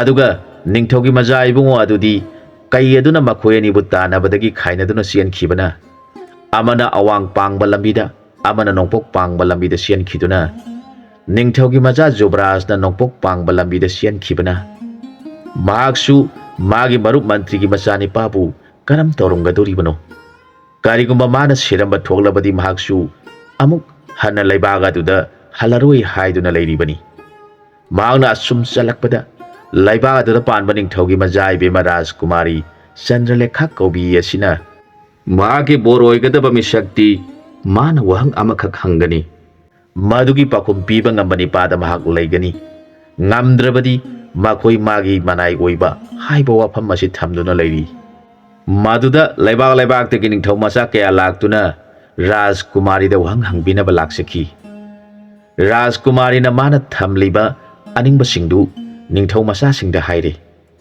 ꯀꯔꯤꯒꯨꯝꯕ ꯑꯩꯅ ꯍꯪꯂꯤꯕ ꯋꯥꯍꯪ ꯑꯁꯤꯕꯨ ꯐꯖꯅ ꯐꯣꯡꯕ ꯉꯝꯂꯕꯗꯤ ꯐꯣꯡꯂꯤꯕ ꯑꯗꯨꯒꯤ ꯔꯥꯅꯤ ꯑꯣꯏꯒꯅꯤ ꯑꯗꯨꯒ ꯉꯝꯗ꯭ꯔꯕꯗꯤ ꯅꯈꯣꯏ ꯉꯝꯗꯕ ꯄꯨꯝꯅꯃꯛ ꯃꯥꯒꯤ ꯃꯅꯥꯏ ꯑꯣꯏꯒꯗꯕꯅꯤ ꯍꯥꯏꯅ ꯍꯥꯟꯅ ꯃꯈꯣꯏꯕꯨ ꯈꯪꯍꯟꯈꯤ ꯃꯗꯨꯗ ꯂꯥꯛꯂꯤꯕ ꯅꯤꯡꯊꯧꯒꯤ ꯃꯆꯥ ꯖꯨꯕ꯭ꯔꯥꯖꯁꯤꯡ ꯑꯗꯨꯅ ꯔꯥꯖꯀꯩꯅ ꯆꯟꯗ꯭ꯔꯂꯦꯈꯥꯕꯨ ꯄꯥꯝꯖꯕꯗꯒꯤ ꯋꯥꯍꯪ ꯍꯪꯕꯤꯔꯣ ꯃꯆꯥ ꯏꯕꯦꯝꯃꯅ ꯍꯥꯏꯕꯤꯔꯤꯕꯁꯤꯡ ꯑꯗꯨ ꯑꯩꯈꯣꯏ ꯂꯣꯏꯅ ꯌꯥꯖꯔꯦ ꯍꯥꯏꯗꯨꯅ ꯔꯥꯖꯀꯨꯃꯥꯔꯤꯅ ꯑꯃꯃꯝꯇ ꯑꯣꯏꯅ ꯋꯥꯍꯪ ꯍꯪꯈꯤ ꯔꯥꯖꯀꯨꯃꯥꯔꯤꯅ ꯍꯪꯂꯛꯈꯤ ꯁꯪꯁꯥꯔꯒꯤ ꯃꯅꯨꯡꯗ ꯑꯊꯨꯝꯕ ꯑꯌꯥꯛꯄ ꯈꯥꯕ ꯍꯥꯏꯔꯤꯕꯁꯤ ꯈꯪꯕꯗꯤ ꯂꯩꯅ ꯃꯥꯒꯤ ꯃꯍꯥꯎ ꯔꯁꯇꯨ ꯂꯧꯔꯒ ꯈꯪꯕ ꯉꯝꯃꯤ ꯃꯁꯤ ꯅꯠꯇꯕ ꯃꯤꯑꯣꯏꯕꯒꯤ ꯃꯁꯥꯗ ꯑꯊꯨꯝꯕ ꯑꯌꯥꯛꯄ ꯈꯪꯅꯅꯕ ꯀꯔꯤ ꯂꯩꯔꯤꯕꯒꯦ ꯍꯪꯂꯛꯈꯤ꯫ ꯔꯥꯖꯀꯨꯃꯥꯔꯤꯅ ꯍꯪꯂꯤꯕ ꯋꯥꯍꯪ ꯑꯗꯨꯒꯤ ꯄꯥꯎꯈꯨꯝ ꯂꯥꯛꯂꯤꯕ ꯔꯥꯖꯀꯨꯃꯥꯔꯁꯤꯡ ꯑꯗꯨꯒꯤ ꯃꯅꯨꯡꯗ ꯈꯨꯝꯕ ꯉꯝꯕ ꯌꯥꯎꯗ꯭ꯔꯕꯗ ꯃꯈꯣꯏ ꯈꯨꯗꯤꯡꯃꯛ ꯔꯥꯖꯀꯨꯃꯥꯔꯤꯒꯤ ꯃꯅꯥꯏ ꯑꯣꯏꯗꯨꯅ ꯐꯤꯁꯨ ꯐꯤꯖꯥꯝꯗꯨꯅ ꯏꯁꯤꯡ ꯍꯣꯟꯗꯨꯅ ꯂꯩꯔꯦ꯫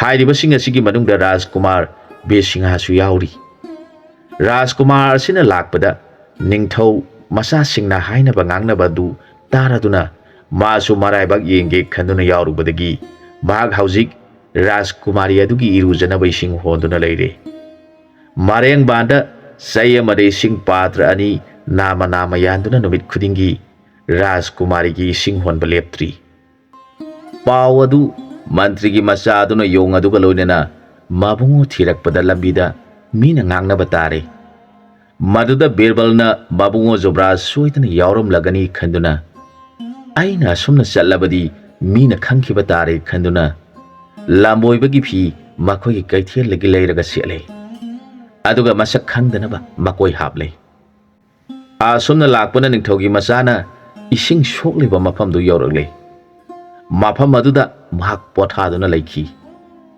ꯃꯍꯥꯛꯅ ꯃꯥꯒꯤ ꯃꯕꯨꯡꯉꯣ ꯅꯤꯡꯊꯧꯒꯤ ꯃꯆꯥꯅ ꯏꯁꯤꯡ ꯁꯣꯛꯄ ꯂꯥꯛꯄ ꯉꯥꯏꯗꯨꯅ ꯂꯩꯔꯦ꯫ ꯅꯣꯡꯉꯥꯜꯂꯕꯗ ꯖꯨꯕ꯭ꯔꯥꯖ ꯃꯔꯦꯡꯕꯥꯟꯗ ꯆꯩ ꯑꯃꯗ ꯅꯥꯀꯟ ꯅꯥꯀꯟꯗ ꯏꯁꯤꯡ ꯍꯥꯞꯅꯕ ꯄꯥꯇ꯭ꯔ ꯌꯥꯟꯗꯨꯅ ꯂꯥꯛꯂꯤꯕꯗꯨ ꯎꯔꯒ ꯃꯟꯇ꯭ꯔꯤꯒꯤ ꯃꯆꯥ ꯑꯗꯨꯅ ꯃꯕꯨꯡꯉꯣꯕꯨ ꯎꯖꯔꯒ ꯀꯞꯅꯤꯡꯕꯁꯨ ꯐꯥꯎꯏ, ꯅꯣꯛꯅꯤꯡꯕꯁꯨ ꯐꯥꯎꯏ꯫ ꯑꯩꯒꯤ ꯅꯨꯡꯁꯤꯖꯈ꯭ꯔꯕ ꯏꯕꯨꯡꯉꯣ ꯖꯨꯕ꯭ꯔꯥꯖ ꯑꯁꯤꯅ ꯀꯔꯤꯁꯨ ꯂꯩꯇꯕꯤ ꯔꯥꯖꯀꯨꯃꯥꯔꯤ ꯑꯃꯒꯤ ꯏꯁꯤꯡ ꯍꯣꯜꯂꯤꯕ꯫ ꯐꯩ, ꯑꯩꯅ ꯁꯣꯏꯗꯅ ꯃꯔꯨꯞꯄꯨ ꯂꯥꯛꯅꯔꯤꯕ ꯅꯍꯥꯛꯁꯨ ꯗꯟꯗꯤ ꯄꯤꯒꯅꯤ ꯈꯜꯂꯤ꯫ ꯏꯁꯤꯡ ꯁꯣꯛꯄ ꯂꯥꯛꯂꯤꯕ ꯖꯨꯕ꯭ꯔꯥꯖ ꯂꯝꯕꯣꯏꯕꯒꯤ ꯐꯤꯖꯦꯠ ꯁꯦꯠꯂꯤꯕ ꯃꯟꯇ꯭ꯔꯤꯒꯤ ꯃꯆꯥ ꯑꯗꯨꯅ ꯃꯨꯟꯅ ꯌꯦꯡꯂꯒ ꯃꯃꯤꯠꯇꯒꯤ ꯃꯄꯤ ꯇꯥꯔꯗꯨꯅ ꯃꯨꯟꯅ ꯌꯦꯡꯗꯨꯅ ꯂꯩ꯫ ꯅꯤꯡꯊꯧ ꯃꯆꯥ ꯑꯗꯨꯅꯗꯤ ꯃꯥꯕꯨ ꯍꯟꯅ ꯌꯦꯡꯗꯅ ꯃꯥꯒꯤ ꯃꯊꯧ ꯇꯧꯗꯨꯅ ꯂꯩ꯫ ꯃꯗꯨꯗ ꯂꯝꯕꯣꯏꯕꯅ ꯍꯥꯏꯔꯛꯈꯤ, ꯏꯁꯤꯡ ꯁꯣꯛꯂꯤꯕ ꯃꯍꯥꯁꯣꯏ, ꯅꯪꯕꯨ ꯀꯔꯤ ꯇꯧꯅꯕ ꯏꯁꯤꯡꯅꯣ ꯅꯪꯅ ꯅꯊꯋꯥꯏ ꯌꯥꯎꯅ ꯍꯣꯜꯂꯤꯕꯗꯤ ꯍꯪꯂꯛꯈꯤ꯫ ꯃꯗꯨꯗ ꯔꯥꯖꯀꯨꯃꯥꯔꯅ ꯍꯟꯅ ꯌꯦꯡꯊꯣꯛꯂꯛꯄꯗ ꯂꯝꯕꯣꯏꯕꯒꯤ ꯐꯤ ꯁꯦꯠꯄ ꯅꯤꯄꯥ ꯑꯃꯒ ꯌꯣꯡ ꯑꯃꯒ ꯂꯩꯔꯤꯕꯗꯨ ꯎꯏ꯫ ꯃꯗꯨꯗ ꯔꯥꯖꯀꯨꯃꯥꯔꯅ ꯈꯨꯔꯨꯝꯖꯔꯛꯈꯤ, ꯕꯥꯕꯥ, ꯅꯅꯥꯏꯍꯥꯛ ꯑꯄꯥꯝꯕꯅ ꯂꯥꯡ ꯑꯣꯏꯗꯨꯅ ꯊꯨꯕ ꯍꯥꯏꯕꯗꯨ ꯇꯥꯈ꯭ꯔꯦ꯫ ꯍꯦꯛ ꯍꯥꯏꯔꯛꯈꯤ꯫ ꯂꯝꯕꯣꯏꯕꯅ ꯅꯪꯒꯤ ꯋꯥꯗꯨ ꯑꯩꯒꯤ ꯏꯐꯝꯗ ꯁꯦꯡꯅ ꯇꯝꯃꯨ꯫ ꯑꯩꯅ ꯌꯦꯡꯕꯗ ꯅꯍꯥꯛ ꯅꯤꯡꯊꯧꯒꯤ ꯃꯆꯥꯁꯨ ꯃꯥꯜꯂꯤ꯫ ꯑꯗꯨꯒ ꯀꯔꯤꯒꯤ ꯏꯁꯤꯡ ꯍꯣꯜꯂꯤꯕꯅꯣ? ꯑꯁꯦꯡꯕ ꯍꯥꯏꯗ꯭ꯔꯕꯗꯤ ꯁꯣꯏꯗꯅ ꯑꯩꯅ ꯅꯐꯝꯗ ꯁꯥꯞ ꯇꯧꯒꯅꯤ ꯍꯥꯏꯔꯛꯈꯤ꯫ ꯋꯥꯗꯨ ꯇꯥꯔꯒ ꯅꯤꯡꯊꯧ ꯃꯆꯥꯅ ꯑꯁꯦꯡꯕ ꯇꯝꯖꯒꯦ ꯕꯥꯕꯥ꯫ ꯂꯩꯕꯥꯛ ꯑꯁꯤꯗ ꯄꯥꯜꯂꯤꯕ ꯅꯤꯡꯊꯧ ꯑꯁꯤꯒꯤ ꯃꯆꯥ ꯏꯕꯦꯝ ꯑꯃ ꯂꯩ꯫ ꯃꯍꯥꯛꯀꯤ ꯃꯁꯛ ꯃꯇꯧ ꯌꯥꯝꯅ ꯍꯦꯟꯅ ꯅꯤꯡꯊꯤꯖꯩ꯫ ꯃꯍꯥꯛꯀꯤ ꯀꯜꯂꯕ ꯋꯥꯁꯛ ꯑꯃ ꯂꯩ꯫ ꯃꯍꯥꯛꯅ ꯄꯥꯈꯣꯡ ꯑꯃ ꯆꯜꯂꯤ꯫ ꯄꯥꯈꯣꯡ ꯑꯗꯨ ꯐꯣꯡꯕ ꯉꯝꯕ ꯅꯤꯄꯥꯗ ꯃꯥꯒꯤ ꯃꯄꯨꯔꯣꯏꯕ ꯑꯣꯏꯒꯅꯤ꯫ ꯐꯣꯡꯕ ꯉꯝꯗ꯭ꯔꯒ ꯃꯥꯒꯤ ꯃꯤꯅꯥꯏ ꯑꯣꯏꯕ ꯍꯥꯏꯔꯦ꯫ ꯃꯗꯨꯗ ꯂꯩꯕꯥꯛ ꯂꯩꯕꯥꯛꯇꯒꯤ ꯅꯤꯡꯊꯧ ꯃꯆꯥꯁꯤꯡ ꯃꯌꯥꯝ ꯂꯥꯛꯇꯨꯅ ꯃꯥꯒꯤ ꯄꯥꯈꯣꯡ ꯐꯣꯡꯕ ꯉꯝꯕ꯭ꯔꯥ ꯆꯥꯡ ꯌꯦꯡꯅꯔꯦ꯫ ꯃꯈꯣꯏ ꯑꯗꯨꯒꯤ ꯃꯅꯨꯡꯗ ꯑꯩꯁꯨ ꯌꯥꯎꯔꯨꯔꯦ꯫ ꯑꯩꯁꯨ ꯐꯣꯡꯕ ꯉꯝꯗꯕꯗꯒꯤ ꯃꯥꯒꯤ ꯃꯅꯥꯏ ꯑꯣꯏꯕ ꯇꯥꯔꯗꯨꯅ ꯍꯥꯏꯅꯈꯤꯕꯒꯤ ꯃꯇꯨꯡꯏꯟꯅ ꯑꯩꯍꯥꯛꯄꯨ ꯏꯁꯥ ꯅꯥꯜꯂꯤ, ꯅꯪꯅ ꯑꯩꯒꯤ ꯏꯁꯤꯡ ꯁꯣꯛꯀꯗꯕꯅꯤ ꯍꯥꯏꯔꯤ꯫ ꯑꯩꯁꯨ ꯌꯥꯅꯈꯤꯕꯒꯤ ꯃꯇꯨꯡ ꯏꯟꯗꯨꯅ ꯃꯥꯒꯤ ꯅꯨꯃꯤꯠ ꯈꯨꯗꯤꯡꯒꯤ ꯏꯔꯨꯖꯅꯕ, ꯊꯛꯅꯕ ꯆꯥꯅꯕ ꯄꯨꯝꯅꯃꯛ ꯑꯣꯛꯅꯕ ꯑꯩꯅ ꯏꯁꯤꯡꯒꯤ ꯊꯕꯛ ꯇꯧꯖꯔꯤ꯫ ꯑꯇꯩꯗꯤ ꯃꯥꯒꯤ ꯐꯤ ꯁꯨꯕꯁꯨ ꯌꯥꯎꯔꯤ꯫ ꯃꯥꯒꯤ ꯊꯕꯛ ꯄꯤꯊꯣꯛꯇꯨꯅ ꯁꯨꯅꯔꯤ ꯍꯥꯏꯔꯛꯈꯤ꯫ ꯋꯥꯗꯨ ꯇꯥꯕꯗ ꯂꯝꯕꯣꯏꯕ ꯑꯗꯨꯅ ꯃꯥꯅ ꯍꯪꯂꯤꯕ ꯋꯥꯍꯪ ꯑꯗꯨꯗꯤ ꯀꯔꯤꯅꯣ ꯍꯥꯏꯌꯨ ꯍꯥꯏꯔꯛꯈꯤ꯫ ꯅꯤꯡꯊꯧ ꯃꯆꯥꯅ ꯃꯥꯅ ꯑꯁꯨꯝꯅ ꯍꯪꯉꯤ, ꯁꯪꯁꯥꯔꯒꯤ ꯃꯅꯨꯡꯗ ꯑꯊꯨꯝꯕ ꯑꯌꯥꯛꯄ ꯑꯈꯥꯕ ꯍꯥꯏꯕꯁꯤꯒꯤ ꯔꯁ ꯃꯍꯥꯎ ꯈꯪꯕꯗꯤ ꯂꯩꯅ ꯑꯣꯜꯂꯒ ꯈꯪꯕ ꯉꯝꯃꯤ꯫ ꯃꯁꯤ ꯅꯠꯇꯕ ꯀꯔꯝꯕ ꯂꯩꯔꯤꯕꯒꯦ ꯍꯥꯏꯕꯗꯨ ꯑꯩꯈꯣꯏ ꯄꯨꯝꯅꯃꯛ ꯑꯃꯠꯇ ꯈꯪꯗ꯭ꯔꯕꯗ ꯃꯥꯒꯤ ꯃꯅꯥꯏ ꯑꯣꯏꯗꯨꯅ ꯂꯩꯅꯔꯤ ꯍꯥꯏꯔꯛꯈꯤ꯫ ꯃꯥꯒꯤ ꯋꯥꯗꯨ ꯇꯥꯔꯒ ꯃꯟꯇ꯭ꯔꯤꯒꯤ ꯃꯆꯥꯅ ꯍꯥꯏꯔꯛꯈꯤ, ꯉꯁꯤꯗꯤ ꯅꯪꯅ ꯌꯧꯈꯤꯕꯒ ꯃꯥꯒꯤ ꯋꯥꯍꯪꯒꯤ ꯄꯥꯎꯈꯨꯝ ꯄꯤꯖꯔꯒꯦ ꯍꯥꯏꯌꯨ꯫ ꯂꯝꯕꯣꯏꯕꯒꯤ ꯋꯥꯗꯨ ꯇꯥꯔꯒ ꯅꯤꯡꯊꯧꯒꯤ ꯃꯆꯥꯅ, ꯕꯥꯕꯥ, ꯑꯗꯨ ꯑꯣꯏꯔꯕꯗꯤ ꯅꯅꯥꯏꯗ ꯄꯥꯎꯈꯨꯝ ꯑꯗꯨ ꯇꯥꯛꯄꯤꯔꯣ꯫ ꯀꯔꯤꯒꯨꯝꯕ ꯑꯩꯅ ꯅꯪꯒꯤ ꯋꯥꯍꯪꯒꯤ ꯄꯥꯎꯈꯨꯝ ꯄꯤꯔꯒꯦ ꯍꯥꯏꯔꯨꯕꯗ ꯃꯥꯅ ꯍꯥꯏꯔꯣ ꯍꯥꯏꯔꯛꯂꯕꯗꯤ ꯑꯩꯅ ꯈꯨꯝꯐꯝ ꯈꯪꯗ꯭ꯔꯕꯗꯤ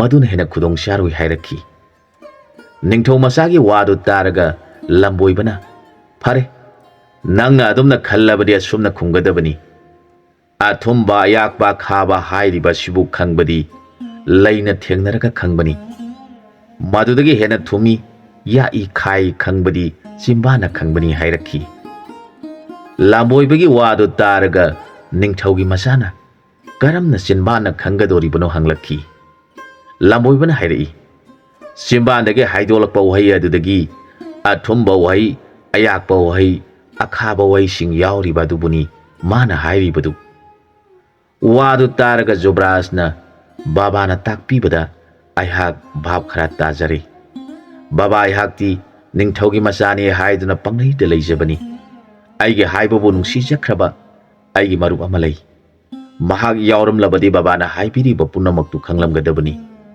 ꯑꯗꯨꯕꯨ ꯑꯩꯒꯤ ꯂꯥꯏꯕꯛꯇ ꯃꯥꯒꯤ ꯃꯅꯥꯏ ꯑꯣꯏꯌꯨ ꯇꯝꯈꯤꯕꯅ ꯃꯇꯝ ꯈꯔ ꯑꯁꯤ ꯏꯁꯤꯡ ꯍꯣꯟꯗꯨꯅ ꯂꯩꯔꯨꯔꯦ ꯍꯧꯖꯤꯛꯇꯤ ꯕꯥꯕꯥꯒꯤ ꯀ꯭ꯔꯤꯄꯥꯗꯒꯤ ꯃꯥꯒꯤ ꯄꯥꯈꯣꯡ ꯑꯁꯤ ꯐꯣꯡꯂꯝꯂꯒ ꯑꯩꯍꯥꯛ ꯅꯨꯡꯁꯤꯈ꯭ꯔꯕ ꯃꯔꯨꯞ ꯑꯗꯨ ꯊꯤꯔꯨꯈꯤꯕ ꯇꯥꯔꯤ ꯀꯔꯤ ꯅꯣꯡꯒꯤꯅꯣ ꯑꯩꯅ ꯔꯥꯖꯀꯨꯃꯥꯔꯤꯒꯤ ꯋꯥꯍꯪꯒꯤ ꯄꯔꯤꯈꯥ ꯌꯥꯎꯔꯨꯕꯗꯒꯤ ꯅꯨꯡꯁꯤꯈ꯭ꯔꯕ ꯃꯔꯨꯞ ꯀꯥꯏꯅꯗꯨꯅ ꯃꯥꯒꯤ ꯃꯅꯥꯏ ꯑꯣꯏꯗꯨꯅ ꯂꯩꯔꯤꯕꯁꯤꯅꯤ ꯕꯥꯕꯥꯗꯤ ꯄꯨꯝꯅꯃꯛ ꯈꯪꯕꯤꯔꯤꯕꯅꯤ ꯑꯗꯨꯅ ꯅꯅꯥꯏ ꯑꯩꯒ ꯑꯩꯒꯤ ꯅꯨꯡꯁꯤꯅꯖꯈ꯭ꯔꯕ ꯃꯔꯨꯞ ꯑꯗꯨꯒ ꯎꯅꯔꯛꯈꯤꯒꯗ꯭ꯔꯥ ꯍꯪꯂꯛꯈꯤ ꯂꯥꯝꯕꯣꯏꯕꯅ ꯍꯥꯏꯔꯛꯈꯤ ꯅꯪꯅ ꯑꯩꯅ ꯍꯥꯏꯔꯤꯕ ꯑꯁꯤ ꯏꯟꯗꯨꯅ ꯔꯥꯖꯀꯨꯃꯥꯔꯤ ꯑꯗꯨꯅ ꯄꯦꯟꯕꯤꯔꯕ ꯅꯠꯇ꯭ꯔꯒ ꯄꯦꯟꯕꯤꯗ꯭ꯔꯕ ꯃꯇꯝ ꯑꯗꯨꯒꯤ ꯃꯇꯨꯡ ꯏꯀꯨꯏ ꯀꯨꯏꯗꯅ ꯅꯪꯒꯤ ꯃꯔꯨꯞ ꯑꯗꯨ ꯎꯅꯔꯒꯅꯤ ꯋꯥꯔꯨꯔꯒꯅꯨ ꯍꯥꯏꯔꯛꯈꯤ ꯂꯥꯝꯕꯣꯏꯕꯅ ꯑꯃꯨꯛ ꯍꯥꯏꯔꯛꯈꯤ ꯍꯌꯦꯡ ꯑꯩꯍꯥꯛ ꯃꯐꯝ ꯑꯁꯤꯗ ꯂꯩꯔꯝꯒꯦ ꯅꯪꯅ ꯃꯉꯣꯟꯗ ꯍꯥꯏꯕ ꯋꯥꯐꯝ ꯑꯗꯨꯒꯤ ꯄꯥꯎꯈꯨꯝ ꯑꯗꯨ ꯃꯥꯅ ꯀꯔꯤ ꯍꯥꯏꯔꯛꯄꯅꯣ ꯍꯥꯏꯕꯗꯨ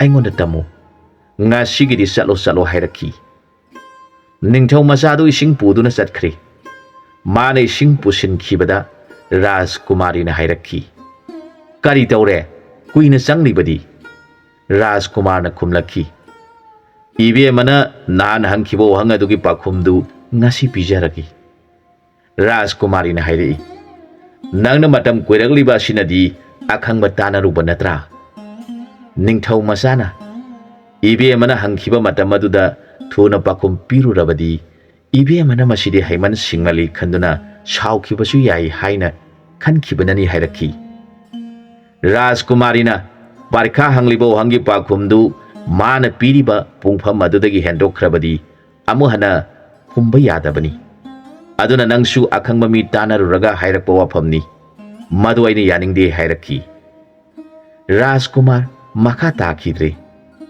ꯅꯨꯃꯤꯠ ꯑꯗꯨꯃ ꯂꯦꯜꯂꯦ ꯅꯣꯡꯉꯥꯜꯂꯕꯗ ꯅꯤꯡꯊꯧꯒꯤ ꯃꯆꯥ ꯏꯁꯤꯡ ꯍꯣꯟꯕ ꯂꯥꯛꯂꯦ ꯂꯥꯝꯕꯣꯏꯕꯅ ꯀꯔꯤ ꯇꯧꯔꯕꯒꯦ ꯍꯪꯂꯛꯈꯤ ꯖꯣꯕ꯭ꯔꯥꯖꯅ ꯔꯥꯖꯀꯨꯃꯥꯔꯤꯅ ꯍꯥꯏꯕ ꯋꯥꯐꯝ ꯄꯨꯝꯅꯃꯛ ꯇꯝꯖꯔꯦ ꯃꯗꯨꯗ ꯂꯥꯝꯕꯣꯏꯕꯅ ꯍꯥꯏꯔꯛꯈꯤ ꯃꯥꯅ ꯏꯔꯨꯖꯅꯕ ꯏꯁꯤꯡ ꯄꯥꯇ꯭ꯔ ꯑꯗꯨ ꯃꯁꯛ ꯈꯪꯅ ꯊꯝꯃꯣ ꯑꯩꯅ ꯏꯁꯤꯡ ꯈꯔ ꯅꯪꯒꯤ ꯏꯁꯤꯡꯒꯤ ꯄꯥꯇ꯭ꯔ ꯑꯁꯤꯗ ꯍꯩꯖꯤꯟꯕꯤꯔꯒꯦ ꯑꯣꯟꯅꯍꯟꯒꯅꯨ ꯅꯁꯥꯗ ꯏꯁꯤꯡꯁꯤ ꯆꯣꯡꯍꯟꯒꯅꯨ ꯆꯣꯡꯈꯤꯕ ꯊꯣꯛꯂꯕꯗꯤ ꯑꯋꯥꯕ ꯑꯣꯏꯒꯗꯧꯔꯤꯕꯅꯤ ꯑꯩꯅ ꯏꯁꯤꯡ ꯍꯩꯖꯤꯜꯂꯤꯕ ꯄꯥꯇ꯭ꯔ ꯑꯁꯤꯒꯤ ꯏꯁꯤꯡꯅ ꯃꯥꯕꯨ ꯏꯔꯨꯖꯍꯜꯂꯨ ꯑꯗꯨ ꯑꯣꯏꯔꯕꯗꯤ ꯅꯪꯕꯨ ꯂꯥꯛꯅꯈꯤꯕꯗꯨ ꯅꯪꯅꯁꯨ ꯃꯥꯕꯨ ꯂꯥꯛꯅꯕ ꯌꯥꯔꯒꯅꯤ ꯑꯁꯨꯝ ꯍꯥꯏꯗꯨꯅ ꯄꯥꯇ꯭ꯔ ꯑꯃꯗ ꯌꯣꯡꯉꯣꯅꯕ ꯏꯁꯤꯡꯗꯨ ꯍꯩꯖꯤꯟꯗꯨꯅ ꯄꯨꯔꯣ ꯍꯥꯏꯔꯛꯈꯤ ꯔꯥꯖꯀꯨꯃꯥꯔ ꯏꯁꯤꯡꯗꯨ ꯄꯨꯗꯨꯅ ꯆꯠꯈ꯭ꯔꯦ ꯔꯥꯖꯀꯨꯃꯥꯔꯤꯅ ꯑꯩꯍꯥꯛ ꯏꯔꯨꯒꯗꯕꯒꯤ ꯏꯁꯤꯡ ꯉꯥꯏꯗꯨꯅ ꯂꯩꯔꯕꯅꯤ ꯍꯥꯏꯔꯛꯈꯤ ꯔꯥꯖꯀꯨꯃꯥꯔꯅ ꯂꯥꯝꯕꯣꯏꯕꯅ ꯏꯁꯤꯡ ꯍꯩꯖꯤꯟꯈꯤꯕ ꯄꯥꯇ꯭ꯔ ꯑꯗꯨ ꯄꯤꯔꯦ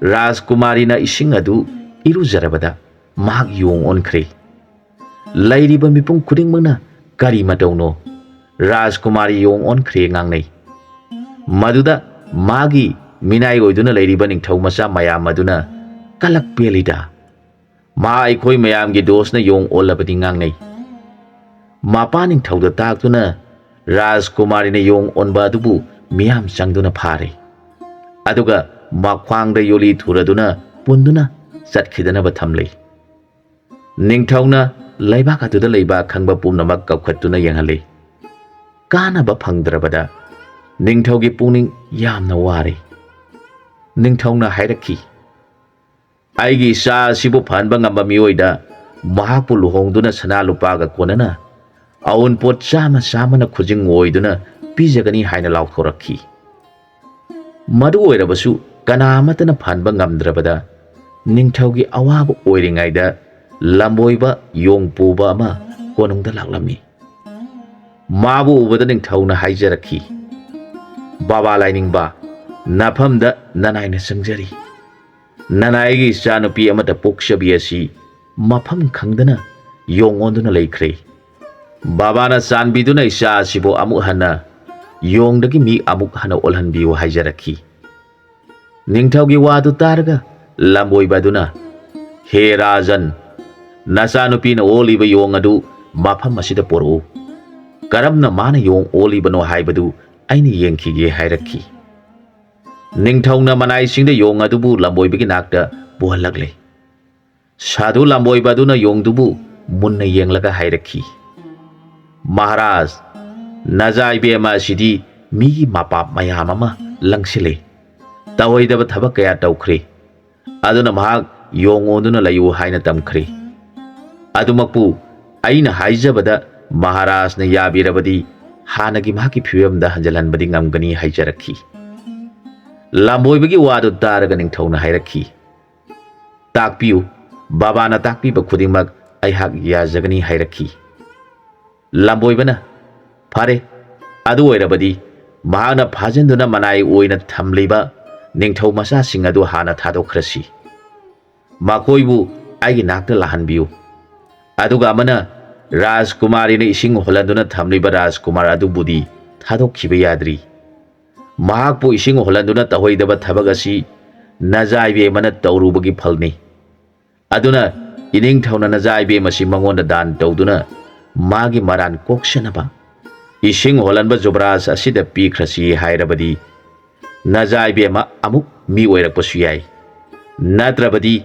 ꯃꯄꯨꯟꯁꯤ ꯆꯨꯞꯄꯒꯤ ꯌꯣꯡ ꯑꯣꯏꯗꯨꯅ ꯂꯩꯔꯒꯅꯤ" ꯍꯥꯏꯔꯛꯈꯤ꯫ ꯋꯥꯗꯨ ꯇꯥꯔꯒ ꯅꯤꯡꯊꯧꯅ ꯍꯥꯏꯔꯛꯈꯤ, "ꯕꯥꯕꯥꯅ ꯍꯥꯏꯕꯤꯔꯤꯕꯗꯨ ꯑꯆꯨꯝꯕ ꯉꯥꯛꯇꯅꯤ꯫ ꯃꯍꯥꯛꯅ ꯑꯔꯥꯟꯕ ꯉꯥꯛꯇ ꯇꯧꯗꯨꯅ ꯂꯩꯈ꯭ꯔꯦ꯫ ꯑꯗꯨꯅ ꯕꯥꯕꯥꯅ ꯍꯥꯏꯕꯤꯕ ꯖꯨꯕꯔꯥꯖ ꯑꯗꯨꯗ ꯑꯩꯅ ꯁꯣꯏꯗꯅ ꯃꯥꯕꯨ ꯄꯤꯖꯒꯅꯤ, ꯐꯗ ꯐꯍꯟꯕꯤꯔꯣ" ꯍꯥꯏꯖꯔꯛꯈꯤ꯫ ꯂꯝꯕꯣꯏꯕꯅ, "ꯐꯔꯦ, ꯑꯗꯨ ꯑꯣꯏꯔꯕꯗꯤ ꯁꯨꯃꯥꯡꯗ ꯐꯤꯔꯣꯟ 8 ꯊꯣꯛꯅ ꯈꯟꯗꯨꯅ ꯀꯣꯏꯁꯤꯟꯕꯤꯔꯣ꯫ ꯑꯗꯨꯒ ꯃꯖꯥ ꯏꯕꯦꯝꯃꯅ ꯑꯣꯟꯕ ꯌꯣꯡ ꯑꯗꯨ ꯃꯅꯨꯡꯗ ꯊꯝꯃꯨ꯫ ꯑꯗꯨꯒ ꯏꯁꯤꯡ ꯄꯥꯇ꯭ꯔ ꯑꯃ ꯄꯨꯔꯛꯎ" ꯍꯥꯏꯔꯛꯈꯤ꯫ ꯃꯅꯥꯏꯁꯤꯡꯅ ꯏꯁꯤꯡꯗꯨ ꯄꯨꯁꯤꯟꯗꯨꯅ ꯊꯝꯂꯦ꯫ ꯂꯝꯕꯣꯏꯕꯅ ꯏꯁꯤꯡ ꯍꯣꯟꯕ ꯖꯨꯕꯔꯥꯖ ꯑꯗꯨ ꯆꯪꯂꯛꯎ ꯍꯥꯏꯔꯕꯗ ꯖꯨꯕꯔꯥꯖ ꯕꯤꯔꯁꯤꯡꯍꯥꯅ ꯂꯝꯕꯣꯏꯕꯒꯤ ꯃꯅꯥꯛꯇ ꯆꯪꯁꯤꯟꯖꯔꯛꯂꯦ꯫ "ꯅꯍꯥꯛꯁꯨ ꯐꯤꯖꯪ ꯃꯅꯨꯡꯗ ꯆꯪꯁꯤꯜꯂꯨ꯫ ꯅꯍꯥꯛꯅ ꯏꯁꯤꯡ ꯍꯣꯟꯗꯨꯅ ꯔꯥꯖꯀꯨꯃꯥꯔꯤꯅ ꯏꯁꯤꯡꯗꯨꯅ ꯏꯔꯨꯖꯔꯨꯕꯒꯤ ꯃꯍꯥꯛ ꯗꯣꯁ ꯐꯪꯗꯨꯅ ꯌꯣꯡ ꯑꯣꯟꯈ꯭ꯔꯤꯕꯅꯤ꯫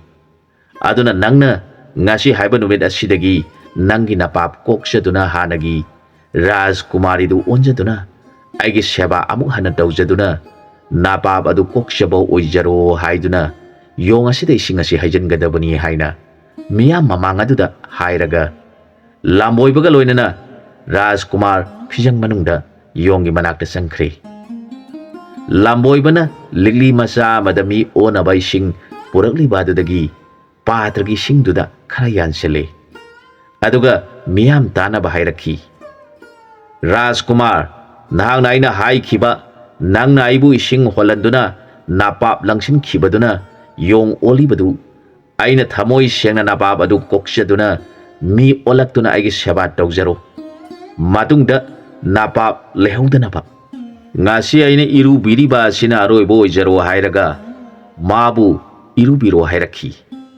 ꯃꯗꯨꯃꯛ ꯖꯨꯕꯔꯥꯖꯅ ꯂꯥꯎꯅ ꯃꯤꯌꯥꯝ ꯇꯥꯅꯕ ꯍꯥꯏꯔꯒ ꯏꯁꯤꯡꯗꯨ ꯍꯩꯖꯤꯜꯂꯦ꯫ ꯃꯗꯨꯗ ꯌꯣꯡ ꯑꯗꯨ ꯔꯥꯖꯀꯨꯃꯥꯔꯤꯗꯨ ꯑꯣꯜꯂꯛꯂꯦ꯫ ꯔꯥꯖꯀꯨꯃꯥꯔꯤ ꯏꯉꯛ ꯉꯛꯅ ꯏꯆꯣꯠ ꯆꯣꯠꯇꯨꯅ ꯂꯩꯔꯤꯕꯗꯨ ꯌꯦꯡꯖꯔꯒ ꯃꯊꯟꯇ ꯉꯛꯂꯗꯨꯅ ꯕꯤꯔꯁꯤꯡꯍꯥꯕꯨ ꯌꯦꯡꯂꯒ ꯍꯥꯏꯔꯛꯈꯤ, "ꯅꯪꯅ ꯀꯔꯝ ꯇꯧꯅ ꯑꯩꯕꯨ ꯐꯤꯖꯪ ꯑꯁꯤꯒꯤ ꯃꯅꯨꯡꯗ ꯄꯨꯁꯤꯟꯗꯨꯅ ꯏꯔꯨꯍꯜꯂꯝꯂꯤꯕꯅꯣ?" ꯋꯥꯗꯨ ꯇꯥꯕꯗ ꯕꯤꯔꯁꯤꯡꯍꯥꯅ, "ꯏꯕꯦꯝꯃꯒꯤ ꯗꯁꯥ ꯀꯣꯛꯆꯅꯕ ꯃꯐꯝ ꯑꯁꯤꯗ ꯑꯩꯅ ꯏꯔꯨꯕꯤꯔꯤꯕꯅꯤ" ꯍꯥꯏꯔꯛꯈꯤ꯫ ꯃꯗꯨꯗ ꯔꯥꯖꯀꯨꯃꯥꯔꯤꯅ ꯁꯥꯎꯔꯗꯨꯅ, "ꯀꯔꯤꯒꯤ ꯑꯩꯒꯤ ꯏꯄꯥꯞ ꯀꯣꯛꯅꯕ ꯅꯪꯅ ꯏꯔꯨꯕꯤꯔꯤꯕ?" ꯍꯥꯏꯅ ꯉꯥꯡꯂꯤꯕꯗꯨ ꯇꯥꯕꯗ ꯃꯄꯥ ꯅꯤꯡꯊꯧ ꯆꯪꯁꯤꯜꯂꯛꯇꯨꯅ ꯃꯆꯥꯅꯨꯄꯤꯗ ꯍꯥꯏꯔꯛꯈꯤ, "ꯏꯕꯦꯝꯃ, ꯏꯄꯥ ꯋꯥ ꯍꯥꯏꯒꯦ ꯇꯥꯎ꯫ ꯏꯕꯨꯡꯉꯣ ꯖꯨꯕꯔꯥꯖ ꯑꯁꯤꯗ ꯅꯪꯅ ꯍꯥꯏꯔꯤꯕꯗꯨ ꯂꯥꯜꯂꯤ꯫ ꯅꯍꯥꯛꯅ ꯇꯧꯍꯩ ꯇꯧꯍꯩꯗꯦ ꯈꯪꯗꯅ ꯏꯕꯨꯡꯉꯣ ꯖꯨꯕꯔꯥꯖ ꯑꯁꯤꯕꯨ ꯅꯨꯃꯤꯠ ꯈꯨꯗꯤꯡꯒꯤ ꯅꯪꯒꯤ ꯏꯔꯨꯅꯕ ꯏꯁꯤꯡ ꯍꯣꯜꯍꯟꯕ ꯃꯗꯨꯒꯤ ꯗꯣꯁꯅ nahak yong onduna matam kuina leiruri. Leibak ya khangba maibasingna nangbu yengba ngamdrabada baba lamboiba si thengnaduna mahakna haibagi matungina nangna Jubraj asida langjarubagi yong olibani. Aduna ibungo asina nangbu pijang manung asida nahaki napab adu ngasi aina amu hana luzariba asina kokchaba oiro haina mana luzabibadagi nahak yong oiba toktuna hanagi aigi sanupi Chandralekha adu olagbibani. Maram asina nangbu mi amu olan bangamba ibungo asida ipana pirabani. Nangna Jubraj asida khurumjaduna lan khiba pumna mangak piu haijau hairakhi. Mapagi wado targa Rajkumari Chandralekha gyan taraktuna Birsingha Jubraj ta khurumjarakhi. Ibungo aidi Jubraj ke mafamda lanjakraba male. Nanai bu ngak piu nanai gi dos pap ko piu haiduna hana hana khurumduna kapcharakle. Mahana taukiba punna mak ningsinglakle. Jubraj na magi pakong phongstlage haikhiba. Mana nangna hana phongba ngamdraba pakhongbu haujik phongge haibadi kanagumba amadagi khanglakpa oirini haiduna phongankhidaba. Thoina dum sauduna isingdu thuna thuna chatuna puru haikhiba punamak ningsinglaktuna mabungo oiragadaba Birsingha Jubraj bu yengjaraga kapcharakhi. Ningthau adu haujikti mathwai nungaijaraduna Birsingha bu leiba adugi ningthau oiro hairabada Birsingha Maharaj nanai di mafam asida ningthau oiduna leithokpa yadri. Nanai gi nungsikhraba marup ama thirugadaba leiri. Mahak aihak desh koiduna ihai singkhradang tamlusi haiduna lakshabani. Aikhoina lakshabada lamlong hum phangba ma thengnei. Mafam aduda aikhoi anina tulsi pambi amamam aigi thanaramlaga leiringaida kayama tholglabada aikhoi khuta khula yaudabana kaibu kiduna lambi khainaduna senare. Aina pabungi leibak asida yaurakle. Aduga aigi nungsikhraba marup aduna kaina awang thangba lambi aduda tanaduna satkhre. Karam tarungadage khanbada aihak yamna wai. Mahaku phangdrabadi aihak amu hana ireibakta hankharoi haina wasakre hairakhi. Magi wadu laboibana taraga mapuningdu yamna nungsirami. Aina kariguma wai khara hayaudrabadi mahak Rajkumari asi puroidori khanduna hairakhi. Rajkumarna thibiriba mantri gi maja ibungo Birbal haibadusu aihak thengnajarai. Aduna Rajkumarna ibema Rajkumari asibu luhongbiro. Aduga Rajkumari ga loinana aikoi magi nakta satsi hairakhi. Lamboibagi wado taraga Rajkumar Birsingha lamboibagi mafamda khurumjarakhi. Baba nahak asi punamak khangba babani. Aduna nanai hak majai be maga luhongba haibadu yajari haiduna numit aduda luhongle. Nonganbaga lamboibana aikhoi chatlasi. Nangi marupki manakta hairaduna lamboibaga loinana Birsingha amadi Chandralekha kaubi Rajkumarina mapabung amasung mama khurumjaramlaga satpa horakle. Makoina lamlong adu yaurabada pothakisi haiduna leire. Maduda lamboibana Rajkumar mafam asida phambiduna nangi maraptu ngaibiramu. Aihak mabu kaurukige hairamlaga yong adu puduna chatkre. Aduga lamboibana ising leiba mafamda phajana irujathole. Yong adu su mi onaba isingdu chaisinduna mi olanduna mafi maron ningthina set enduna lamboibagi phiduna isingduda thadaramlaga yamna awabagi mawongda Rajkumari Mohini ga loinana sangsilaktuna majai bungo haiduna mamitigi mapi tana khurumjakhi. Maduda Birsingha Jubraj na haraukibana mamitigi mapi taraga marup hairaga Birbalbu seset konsenduna nahak thengnadabadaigi thawai asi kaya warure. Adubu lamboiba baba amana marupu kaubiruge haiduna yong ama puduna chatkhiba adu thengnabirakpra haina hangjarakhi. Birbalna majai bungo lamboiba baba aduna takpirakpagi matungina majai bungo bu uningmana ngaiba ngamdaduna baba adu hundoktuna chenjaraklibani. Birsingha loinaragliba ibema sina kanano hanglakhi. Maduda ꯕꯤꯔꯕꯜꯅ ꯅꯅꯥꯏ ꯑꯁꯤ ꯄꯥꯇꯥꯜꯗ ꯄꯥꯟꯕ ꯃꯣꯍꯤꯄꯥꯜ ꯀꯧꯕ ꯅꯤꯡꯊꯧ ꯑꯗꯨꯒꯤ ꯃꯆꯥ ꯏꯕꯦꯝꯃ ꯃꯣꯍꯤꯅꯤ ꯍꯥꯏꯕꯤꯗꯨꯅꯤ ꯍꯥꯏꯔꯒ ꯃꯣꯍꯤꯅꯤꯕꯨ ꯃꯨꯟꯅ ꯌꯦꯡꯂꯒ ꯃꯆꯥ ꯏꯕꯨꯡꯉꯣ ꯈꯨꯔꯨꯝꯖꯧ ꯍꯥꯏꯅ ꯕꯤꯔꯕꯜꯅ ꯍꯥꯏꯔꯦ꯫ ꯃꯣꯍꯤꯅꯤꯅ ꯃꯆꯥ ꯏꯕꯨꯡꯉꯣ ꯅꯅꯥꯏ ꯈꯨꯔꯨꯝꯖꯔꯤ ꯍꯥꯏꯗꯨꯅ ꯕꯤꯔꯁꯤꯡꯍꯥꯗ ꯈꯨꯔꯨꯝꯂꯦ꯫ ꯃꯗꯨꯒꯤ ꯇꯨꯡꯗ ꯕꯤꯔꯕꯜꯅ ꯑꯃꯨꯛ ꯍꯪꯖꯔꯛꯈꯤ, ꯃꯆꯥ ꯏꯕꯨꯡꯉꯣꯒ ꯂꯣꯏꯅꯔꯛꯏꯕ ꯔꯥꯖꯀꯨꯃꯥꯔꯤ ꯑꯁꯤꯕꯨ ꯅꯅꯥꯏ ꯑꯩꯈꯣꯏꯗ ꯇꯥꯛꯄꯤꯕ ꯌꯥꯔꯣꯏꯗ꯭ꯔꯥ? ꯃꯗꯨꯗ ꯕꯤꯔꯁꯤꯡꯍꯥꯅ ꯋꯥꯔꯤ ꯄꯨꯝꯅꯃꯛ ꯂꯤꯗꯨꯅ ꯃꯆꯥ ꯏꯕꯦꯝꯃ ꯆꯟꯗ꯭ꯔꯂꯦꯈꯥꯒꯤ ꯃꯔꯝꯗ ꯇꯥꯛꯈꯤ꯫ ꯃꯗꯨꯗ ꯕꯤꯔꯕꯜ ꯑꯃꯁꯨꯡ ꯃꯣꯍꯤꯅꯤꯅ ꯆꯪꯁꯤꯜꯂꯛꯇꯨꯅ ꯃꯕꯦꯝꯃꯕꯨ ꯈꯨꯔꯨꯝꯖꯈꯤ꯫ ꯑꯗꯨꯒ ꯃꯈꯣꯏ ꯑꯅꯤꯅ ꯊꯥꯔꯝꯕ ꯇꯨꯜꯁꯤꯁꯤꯡ ꯑꯗꯨ ꯌꯦꯡꯅꯈꯤ꯫ ꯍꯧꯖꯤꯛꯇꯤ ꯇꯨꯜꯁꯤ ꯄꯥꯝꯕꯤ ꯑꯅꯤꯃꯛ ꯃꯀꯥ ꯐꯟꯅ ꯐꯖꯅ ꯂꯩꯔꯝꯈꯤ꯫ ꯃꯗꯨ ꯎꯖꯔꯒ ꯃꯈꯣꯏ ꯑꯅꯤꯒꯤ ꯊꯃꯣꯏꯗ ꯅꯨꯡꯉꯥꯏꯖꯈꯤ꯫ ꯕꯤꯔꯁꯤꯡꯍꯥꯅ ꯍꯥꯏꯔꯛꯈꯤ, ꯃꯔꯣ ꯂꯝꯕꯣꯏꯕ ꯕꯕꯥ ꯑꯗꯨꯕꯨ ꯍꯧꯖꯤꯛ ꯐꯥꯎꯕ ꯂꯥꯛꯇ꯭ꯔꯤꯕꯁꯤꯕꯨ ꯂꯥꯛꯂꯔꯣꯏꯗꯕ ꯃꯥꯜꯂꯤ ꯍꯥꯏꯔꯛꯈꯤ꯫ ꯃꯗꯨꯗ ꯕꯤꯔꯕꯜꯅ, ꯃꯆꯥ ꯏꯕꯨꯡꯉꯣ, ꯕꯕꯥ ꯑꯗꯨ ꯑꯇꯣꯞꯄ ꯂꯝꯕꯤ ꯑꯃꯗ ꯆꯠꯂꯝꯕ ꯇꯥꯔꯦ꯫ ꯍꯧꯖꯤꯛ ꯐꯥꯎꯕ ꯂꯥꯛꯇ꯭ꯔꯤꯕꯁꯤꯅꯗꯤ ꯃꯥꯕꯨ ꯑꯃꯨꯛ ꯉꯥꯏꯔꯒꯨꯝꯁꯤ꯫ ꯃꯥꯗꯤ ꯃꯐꯝ ꯃꯐꯝ ꯀꯣꯏꯆꯠ ꯆꯠꯄ ꯃꯥꯜꯂꯤ ꯍꯥꯏꯔꯛꯈꯤ꯫ ꯋꯥꯗꯨ ꯇꯥꯔꯒ ꯕꯤꯔꯁꯤꯡꯍꯥꯅ ꯑꯗꯨ ꯑꯣꯏꯔꯕꯗꯤ ꯃꯥꯕꯨ ꯉꯥꯏꯔꯒꯨꯝꯁꯤ, ꯃꯇꯝ ꯂꯩꯔꯤꯉꯩꯗ ꯃꯤ ꯇꯥꯕ ꯈꯨꯡꯒꯪ ꯌꯧꯅꯕ ꯆꯠꯍꯧꯔꯁꯤ ꯍꯥꯏꯅꯗꯨꯅ ꯃꯈꯣꯏ ꯃꯔꯤ ꯂꯥꯛꯂꯦ꯫ ꯑꯁꯣꯝꯗ ꯃꯊꯪ ꯃꯊꯪ ꯂꯥꯛꯄꯅ ꯅꯣꯡꯃ ꯃꯈꯣꯏꯅ ꯐꯨꯔꯤꯠ ꯇꯨꯐꯝꯗ ꯂꯩꯈꯤꯕ ꯃꯐꯝꯗꯨꯗ ꯊꯨꯡꯂꯔꯤ꯫ ꯃꯈꯣꯏ ꯑꯅꯤꯕꯨ ꯎꯕꯗ ꯐꯨꯔꯤꯠ ꯇꯨꯕ ꯅꯤꯄꯥ ꯑꯗꯨꯅ ꯃꯆꯥ ꯏꯕꯨꯡꯉꯣ ꯍꯥꯏꯗꯨꯅ ꯈꯨꯔꯨꯝꯂꯦ꯫ ꯍꯧꯖꯤꯛ ꯆꯠꯄ ꯃꯇꯝ ꯆꯥꯗ꯭ꯔꯦ, ꯑꯩꯒꯤꯁꯤꯗ ꯂꯩꯕꯤꯈ꯭ꯔꯣ ꯍꯥꯏꯗꯨꯅ ꯅꯤꯡꯊꯤꯅ ꯁꯦꯕꯥ ꯇꯧꯗꯨꯅ ꯂꯩꯍꯜꯂꯦ꯫ ꯅꯣꯡꯉꯥꯜꯂꯕꯗ ꯃꯈꯣꯏ ꯑꯃꯨꯛ ꯍꯟꯅ ꯂꯥꯛꯂꯦ꯫ ꯅꯍꯥꯟ ꯃꯈꯣꯏꯅ ꯍꯅꯨꯕ ꯍꯅꯨꯕꯤ ꯈꯠꯅꯔꯝꯕꯗꯨ ꯅꯤꯡꯁꯤꯡꯂꯛꯇꯨꯅ ꯍꯅꯨꯕ ꯍꯅꯨꯕꯤ ꯑꯅꯤꯒꯤ ꯌꯨꯝꯗ ꯆꯪꯁꯤꯜꯂꯛꯇꯨꯅ ꯏꯄꯨ ꯏꯕꯦꯟ ꯍꯥꯏꯅ ꯍꯦꯛ ꯀꯧꯔꯛꯄꯗ ꯍꯅꯨꯕ ꯍꯅꯨꯕꯤ ꯑꯅꯤꯗꯨ ꯏꯃꯥ ꯏꯄꯦꯝꯃ, ꯃꯈꯣꯏ ꯑꯅꯤꯒꯤ ꯈꯣꯟꯖꯦꯜ ꯃꯥꯟꯈ꯭ꯔꯦꯗ, ꯃꯈꯣꯏꯅ ꯍꯥꯏꯕ ꯃꯤꯗꯨ ꯐꯪꯗꯗꯨꯅ ꯑꯩꯈꯣꯏ ꯐꯥꯕ ꯂꯥꯛꯂ ꯃꯥꯜꯂꯦ ꯈꯟꯗꯨꯅ ꯅꯨꯡꯁꯥ ꯊꯤꯅ ꯆꯦꯟꯊꯣꯔꯛꯈꯤ꯫ ꯃꯗꯨꯗ ꯐꯖꯈ꯭ꯔꯕꯤ ꯅꯨꯄꯤ ꯑꯅꯤ ꯌꯥꯎꯔꯛꯄꯗꯨ ꯍꯦꯛ ꯎꯕꯗ ꯅꯨꯡꯁꯥ ꯊꯤꯕ ꯈꯔ ꯐꯔꯗꯨꯅ ꯃꯆꯥ ꯏꯕꯨꯡꯉꯣꯒ ꯃꯟꯇ꯭ꯔꯤ ꯃꯆꯥ ꯏꯕꯨꯡꯉꯣꯒ ꯂꯦꯡꯁꯤꯟꯕꯤꯔꯛꯎ ꯍꯦꯛ ꯍꯥꯏꯔꯛꯈꯤ꯫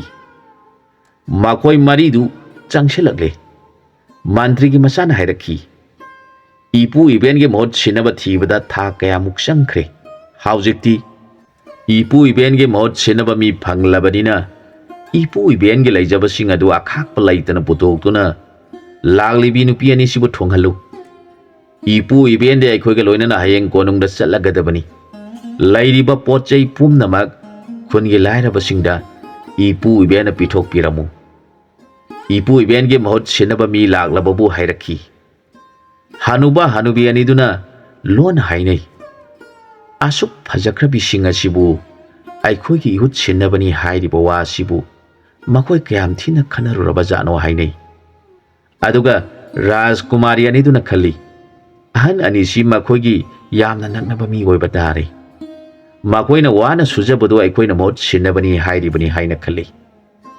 ꯑꯁꯨꯝꯅ ꯑꯍꯤꯡꯗꯨꯃ ꯆꯥꯃꯤꯟ ꯊꯛꯃꯤꯟꯅꯗꯨꯅ ꯅꯨꯡꯉꯥꯏꯅ ꯋꯥꯔꯤ ꯁꯥꯟꯅꯗꯨꯅ ꯂꯩꯃꯤꯟꯅꯔꯒ ꯅꯣꯡꯉꯥꯜꯂꯕꯗ ꯍꯅꯨꯕ ꯍꯅꯨꯕꯤ ꯑꯅꯤꯗꯨꯒ ꯂꯣꯏꯅꯅ ꯃꯈꯣꯏ ꯇꯔꯨꯛ ꯀꯣꯅꯨꯡ ꯌꯧꯅꯕ ꯂꯥꯛꯂꯦ꯫ ꯌꯨꯕꯔꯥꯖ ꯑꯃꯗꯤ ꯃꯟꯇ꯭ꯔꯤꯒꯤ ꯃꯆꯥꯅ ꯅꯍꯥꯟ ꯃꯈꯣꯏꯅ ꯀꯣꯝꯗ ꯇꯥꯕꯗ ꯁꯟ ꯆꯤꯡꯈꯠꯂꯨꯕꯗ ꯁꯟ ꯑꯗꯨꯅ ꯀꯣꯝꯕꯥꯟ ꯀꯥꯈꯠꯂꯕ ꯃꯇꯨꯡꯗ ꯃꯈꯣꯏ ꯑꯅꯤꯕꯨ ꯇꯥꯟꯅꯈꯤꯕꯗꯨ ꯅꯤꯡꯁꯤꯡꯂꯒ ꯃꯈꯣꯏ ꯑꯅꯤ ꯌꯦꯡꯅꯔꯒ ꯅꯣꯛꯐꯦꯠ ꯅꯣꯛꯐꯦꯠ ꯇꯧꯅꯩ꯫ ꯃꯈꯣꯏ ꯇꯔꯨꯛ ꯀꯣꯅꯨꯡꯗ ꯊꯨꯡꯂꯔꯕꯗ ꯃꯄꯥꯕꯨꯡ ꯅꯤꯡꯊꯧꯗ ꯃꯈꯣꯏ ꯇꯔꯨꯛ ꯆꯪꯁꯤꯟꯗꯨꯅ ꯈꯨꯔꯨꯝꯖꯔꯦ꯫ ꯃꯃꯥ ꯃꯍꯥꯔꯥꯅꯤ ꯈꯨꯔꯨꯝꯖꯔꯕ ꯃꯇꯨꯡꯗ ꯃꯟꯇ꯭ꯔꯤ ꯑꯗꯨꯗ ꯑꯃꯨꯛ ꯈꯨꯔꯨꯝꯖꯔꯦ꯫ ꯃꯗꯨꯗ ꯅꯤꯡꯊꯧ ꯑꯃꯗꯤ ꯃꯟꯇ꯭ꯔꯤꯅ ꯃꯈꯣꯏ ꯑꯅꯤꯒ ꯂꯣꯏꯅꯅ ꯂꯥꯛꯃꯤꯟꯅꯔꯤꯕ ꯃꯤꯁꯤꯡ ꯑꯗꯨꯒꯤ ꯃꯔꯝꯗ ꯍꯪꯂꯛꯂꯕꯗ ꯃꯟꯇ꯭ꯔꯤꯒꯤ ꯃꯆꯥ ꯕꯤꯔꯕꯜꯅ ꯊꯣꯛꯈꯤꯕ ꯄꯨꯝꯅꯃꯛ ꯆꯤꯊꯗꯅ ꯃꯔꯤꯛ ꯆꯨꯝꯅ ꯅꯤꯡꯊꯧ ꯑꯃꯁꯨꯡ ꯇꯤꯜꯂꯤꯕ ꯄꯨꯝꯅꯃꯛꯀꯤ ꯃꯐꯝꯗ ꯇꯝꯖꯔꯕꯗ ꯅꯤꯡꯊꯧ ꯑꯃꯁꯨꯡ ꯃꯟꯇ꯭ꯔꯤꯅ ꯔꯥꯖ ꯀꯩꯅꯥ ꯑꯅꯤꯕꯨ ꯂꯧꯁꯤꯟꯕꯤꯈꯤ꯫ ꯑꯗꯨꯒ ꯍꯅꯨꯕ ꯍꯅꯨꯕꯤ ꯑꯅꯤꯗꯨꯒꯤ ꯋꯥꯔꯤ ꯑꯗꯨ ꯇꯥꯔꯒ ꯅꯤꯡꯊꯧ ꯑꯗꯨꯅ ꯆꯣꯡꯊꯣꯔꯛꯇꯨꯅ ꯏꯃꯥ ꯄꯥꯕꯨꯡ ꯍꯥꯏꯅ ꯈꯨꯔꯨꯝꯖꯔꯗꯨꯅ ꯀꯣꯅꯨꯡꯗ ꯅꯨꯡꯉꯥꯏꯅ ꯅꯁꯨꯁꯤꯡꯒ ꯂꯩꯕꯤꯌꯨ꯫ ꯏꯆꯥꯅ ꯃꯄꯨ ꯃꯕꯦꯟꯅꯤ ꯍꯥꯏꯔꯕꯗꯤ ꯑꯩꯒꯤꯗꯤ ꯏꯄꯥ ꯏꯃꯥ ꯑꯣꯏꯖꯔꯕꯅꯤ ꯍꯥꯏꯔꯛꯈꯤ꯫ ꯃꯁꯤꯒꯤ ꯃꯇꯨꯡꯗ ꯃꯟꯇ꯭ꯔꯤ ꯃꯆꯥ ꯕꯤꯔꯕꯜꯅ ꯄꯇꯥ ꯂꯩꯕꯥꯛꯀꯤ ꯃꯀꯨ ꯅꯤꯡꯊꯧ ꯃꯣꯍꯤꯄꯥꯜ ꯀꯧꯕ ꯑꯗꯨꯅ ꯍꯥꯏꯔꯛꯄ ꯃꯥꯅ ꯂꯩꯕꯥꯛ ꯑꯗꯨꯒꯤ ꯅꯤꯡꯊꯧ ꯑꯣꯏꯕꯤꯅꯕ ꯂꯩꯇꯦ, ꯃꯥꯅ ꯍꯤꯡꯂꯤꯉꯩꯗ ꯃꯍꯥꯛꯄꯨ ꯅꯤꯡꯊꯧ ꯍꯥꯞꯄꯤꯔꯝꯒꯦ ꯍꯥꯏꯕ ꯋꯥꯐꯝ ꯑꯗꯨ ꯇꯝꯖꯈꯤ꯫ ꯑꯗꯨꯒ ꯑꯁꯨꯝꯅꯁꯨ ꯍꯥꯏꯖꯔꯛꯈꯤ, ꯏꯀꯨ ꯅꯤꯡꯊꯧꯒꯤ ꯋꯥꯐꯝ ꯑꯗꯨꯗ ꯅꯅꯥꯏꯅ ꯑꯁꯨꯝꯅ ꯍꯥꯏꯖꯔꯝꯈꯤ, ꯑꯩꯒꯤ ꯅꯨꯡꯁꯤꯈ꯭ꯔꯕ ꯃꯔꯨꯞ ꯂꯩꯖꯔꯤ, ꯃꯥꯒꯤ ꯑꯌꯥꯕ ꯑꯃꯇꯪ ꯐꯪꯗ꯭ꯔꯕꯗꯤ ꯅꯅꯥꯏꯅ ꯅꯤꯡꯊꯧ ꯑꯣꯏꯒꯦ ꯍꯥꯏꯕ ꯉꯝꯖꯗ꯭ꯔꯤ꯫ ꯑꯩꯅ ꯑꯩꯈꯣꯏꯒꯤ ꯂꯩꯕꯥꯛꯀꯤ ꯄꯥꯕꯨꯡ ꯃꯍꯥꯔꯥꯖꯀꯤ ꯅꯥꯛꯇ ꯆꯠꯂꯕ ꯃꯇꯝꯗ ꯄꯥꯕꯨꯡ ꯃꯍꯥꯔꯥꯖ ꯑꯃꯗꯤ ꯑꯩꯒꯤ ꯅꯨꯡꯁꯤꯈ꯭ꯔꯕ ꯃꯔꯨꯞ ꯖꯨꯕꯔꯥꯖꯀꯤ ꯑꯌꯥꯕ ꯂꯧꯖꯔꯒ ꯄꯥꯕꯨꯡꯒꯤ ꯁꯦꯕꯥ ꯇꯧꯖꯔꯒꯦ, ꯅꯠꯇ꯭ꯔꯕꯗꯤ ꯅꯅꯥꯏ ꯑꯩꯅ ꯍꯣꯏ ꯍꯥꯏꯕ ꯉꯝꯖꯈꯤꯔꯣꯏ ꯍꯥꯏꯖꯔꯝꯃꯤ꯫ ꯑꯁꯨꯝ ꯍꯥꯏꯅ ꯄꯥꯎ ꯇꯝꯂꯕꯗ ꯅꯤꯡꯊꯧ ꯙꯅꯄꯇꯤꯅ ꯄꯦꯜꯂꯗꯨꯅ ꯆꯪꯁꯤꯜꯂꯛꯎ ꯂꯥꯎ ꯏꯄꯥ ꯀꯣꯟꯒꯦ ꯍꯥꯏꯗꯨꯅ ꯕꯤꯔꯕꯜ ꯀꯧꯕ ꯃꯟꯇ꯭ꯔꯤꯒꯤ ꯃꯆꯥꯕꯨ ꯅꯤꯡꯊꯧꯅ ꯆꯦꯖꯠ ꯀꯣꯟꯁꯤꯟꯕꯤꯈꯤ꯫ ꯑꯗꯨꯒ ꯍꯥꯏꯔꯛꯈꯤ, ꯏꯆꯥꯅ ꯃꯐꯝ ꯑꯗꯨꯗ ꯅꯤꯡꯊꯧ ꯑꯣꯏꯗꯨꯅ ꯄꯥꯟꯕ ꯏꯄꯥꯅ ꯌꯥꯏ꯫ ꯅꯥꯄꯨ ꯅꯅꯥꯏ ꯂꯩꯕꯥꯛ ꯑꯃꯃꯝꯗ ꯅꯤꯡꯊꯧ ꯑꯣꯏꯅꯗꯨꯅ ꯄꯥꯜꯂꯕꯗꯤ ꯀꯔꯝꯕ ꯂꯩꯕꯥꯛꯅ ꯏꯆꯥꯁꯤꯡꯕꯨ ꯂꯥꯛꯆꯕ ꯉꯝꯒꯗꯧꯔꯤꯕꯅꯣ? ꯑꯗꯨꯝ ꯑꯣꯏꯅꯃꯛ ꯀꯣꯅꯨꯡ ꯑꯁꯤꯗ ꯅꯈꯣꯏ ꯄꯨꯟꯅ ꯃꯇꯝ ꯈꯔꯗꯪꯗꯤ ꯄꯨꯟꯅ ꯂꯩꯃꯤꯟꯅꯗꯨꯅ ꯏꯄꯥꯒꯤ ꯊꯃꯣꯏ ꯑꯁꯤ ꯄꯦꯟꯖꯈꯤꯒꯦ ꯍꯥꯏꯔꯛꯈꯤ꯫ ꯃꯇꯥꯡ ꯑꯁ꯭ꯋꯥꯏꯗ ꯋꯥꯔꯤꯁꯤ ꯂꯣꯏꯁꯤꯟꯖꯔꯦ꯫ ꯑꯅꯧꯕ ꯋꯥꯔꯤ ꯑꯃꯗ ꯃꯌꯥꯝꯒ ꯄꯨꯟꯅ ꯑꯃꯨꯛ ꯊꯦꯡꯅꯃꯤꯟꯅꯔꯁꯤ꯫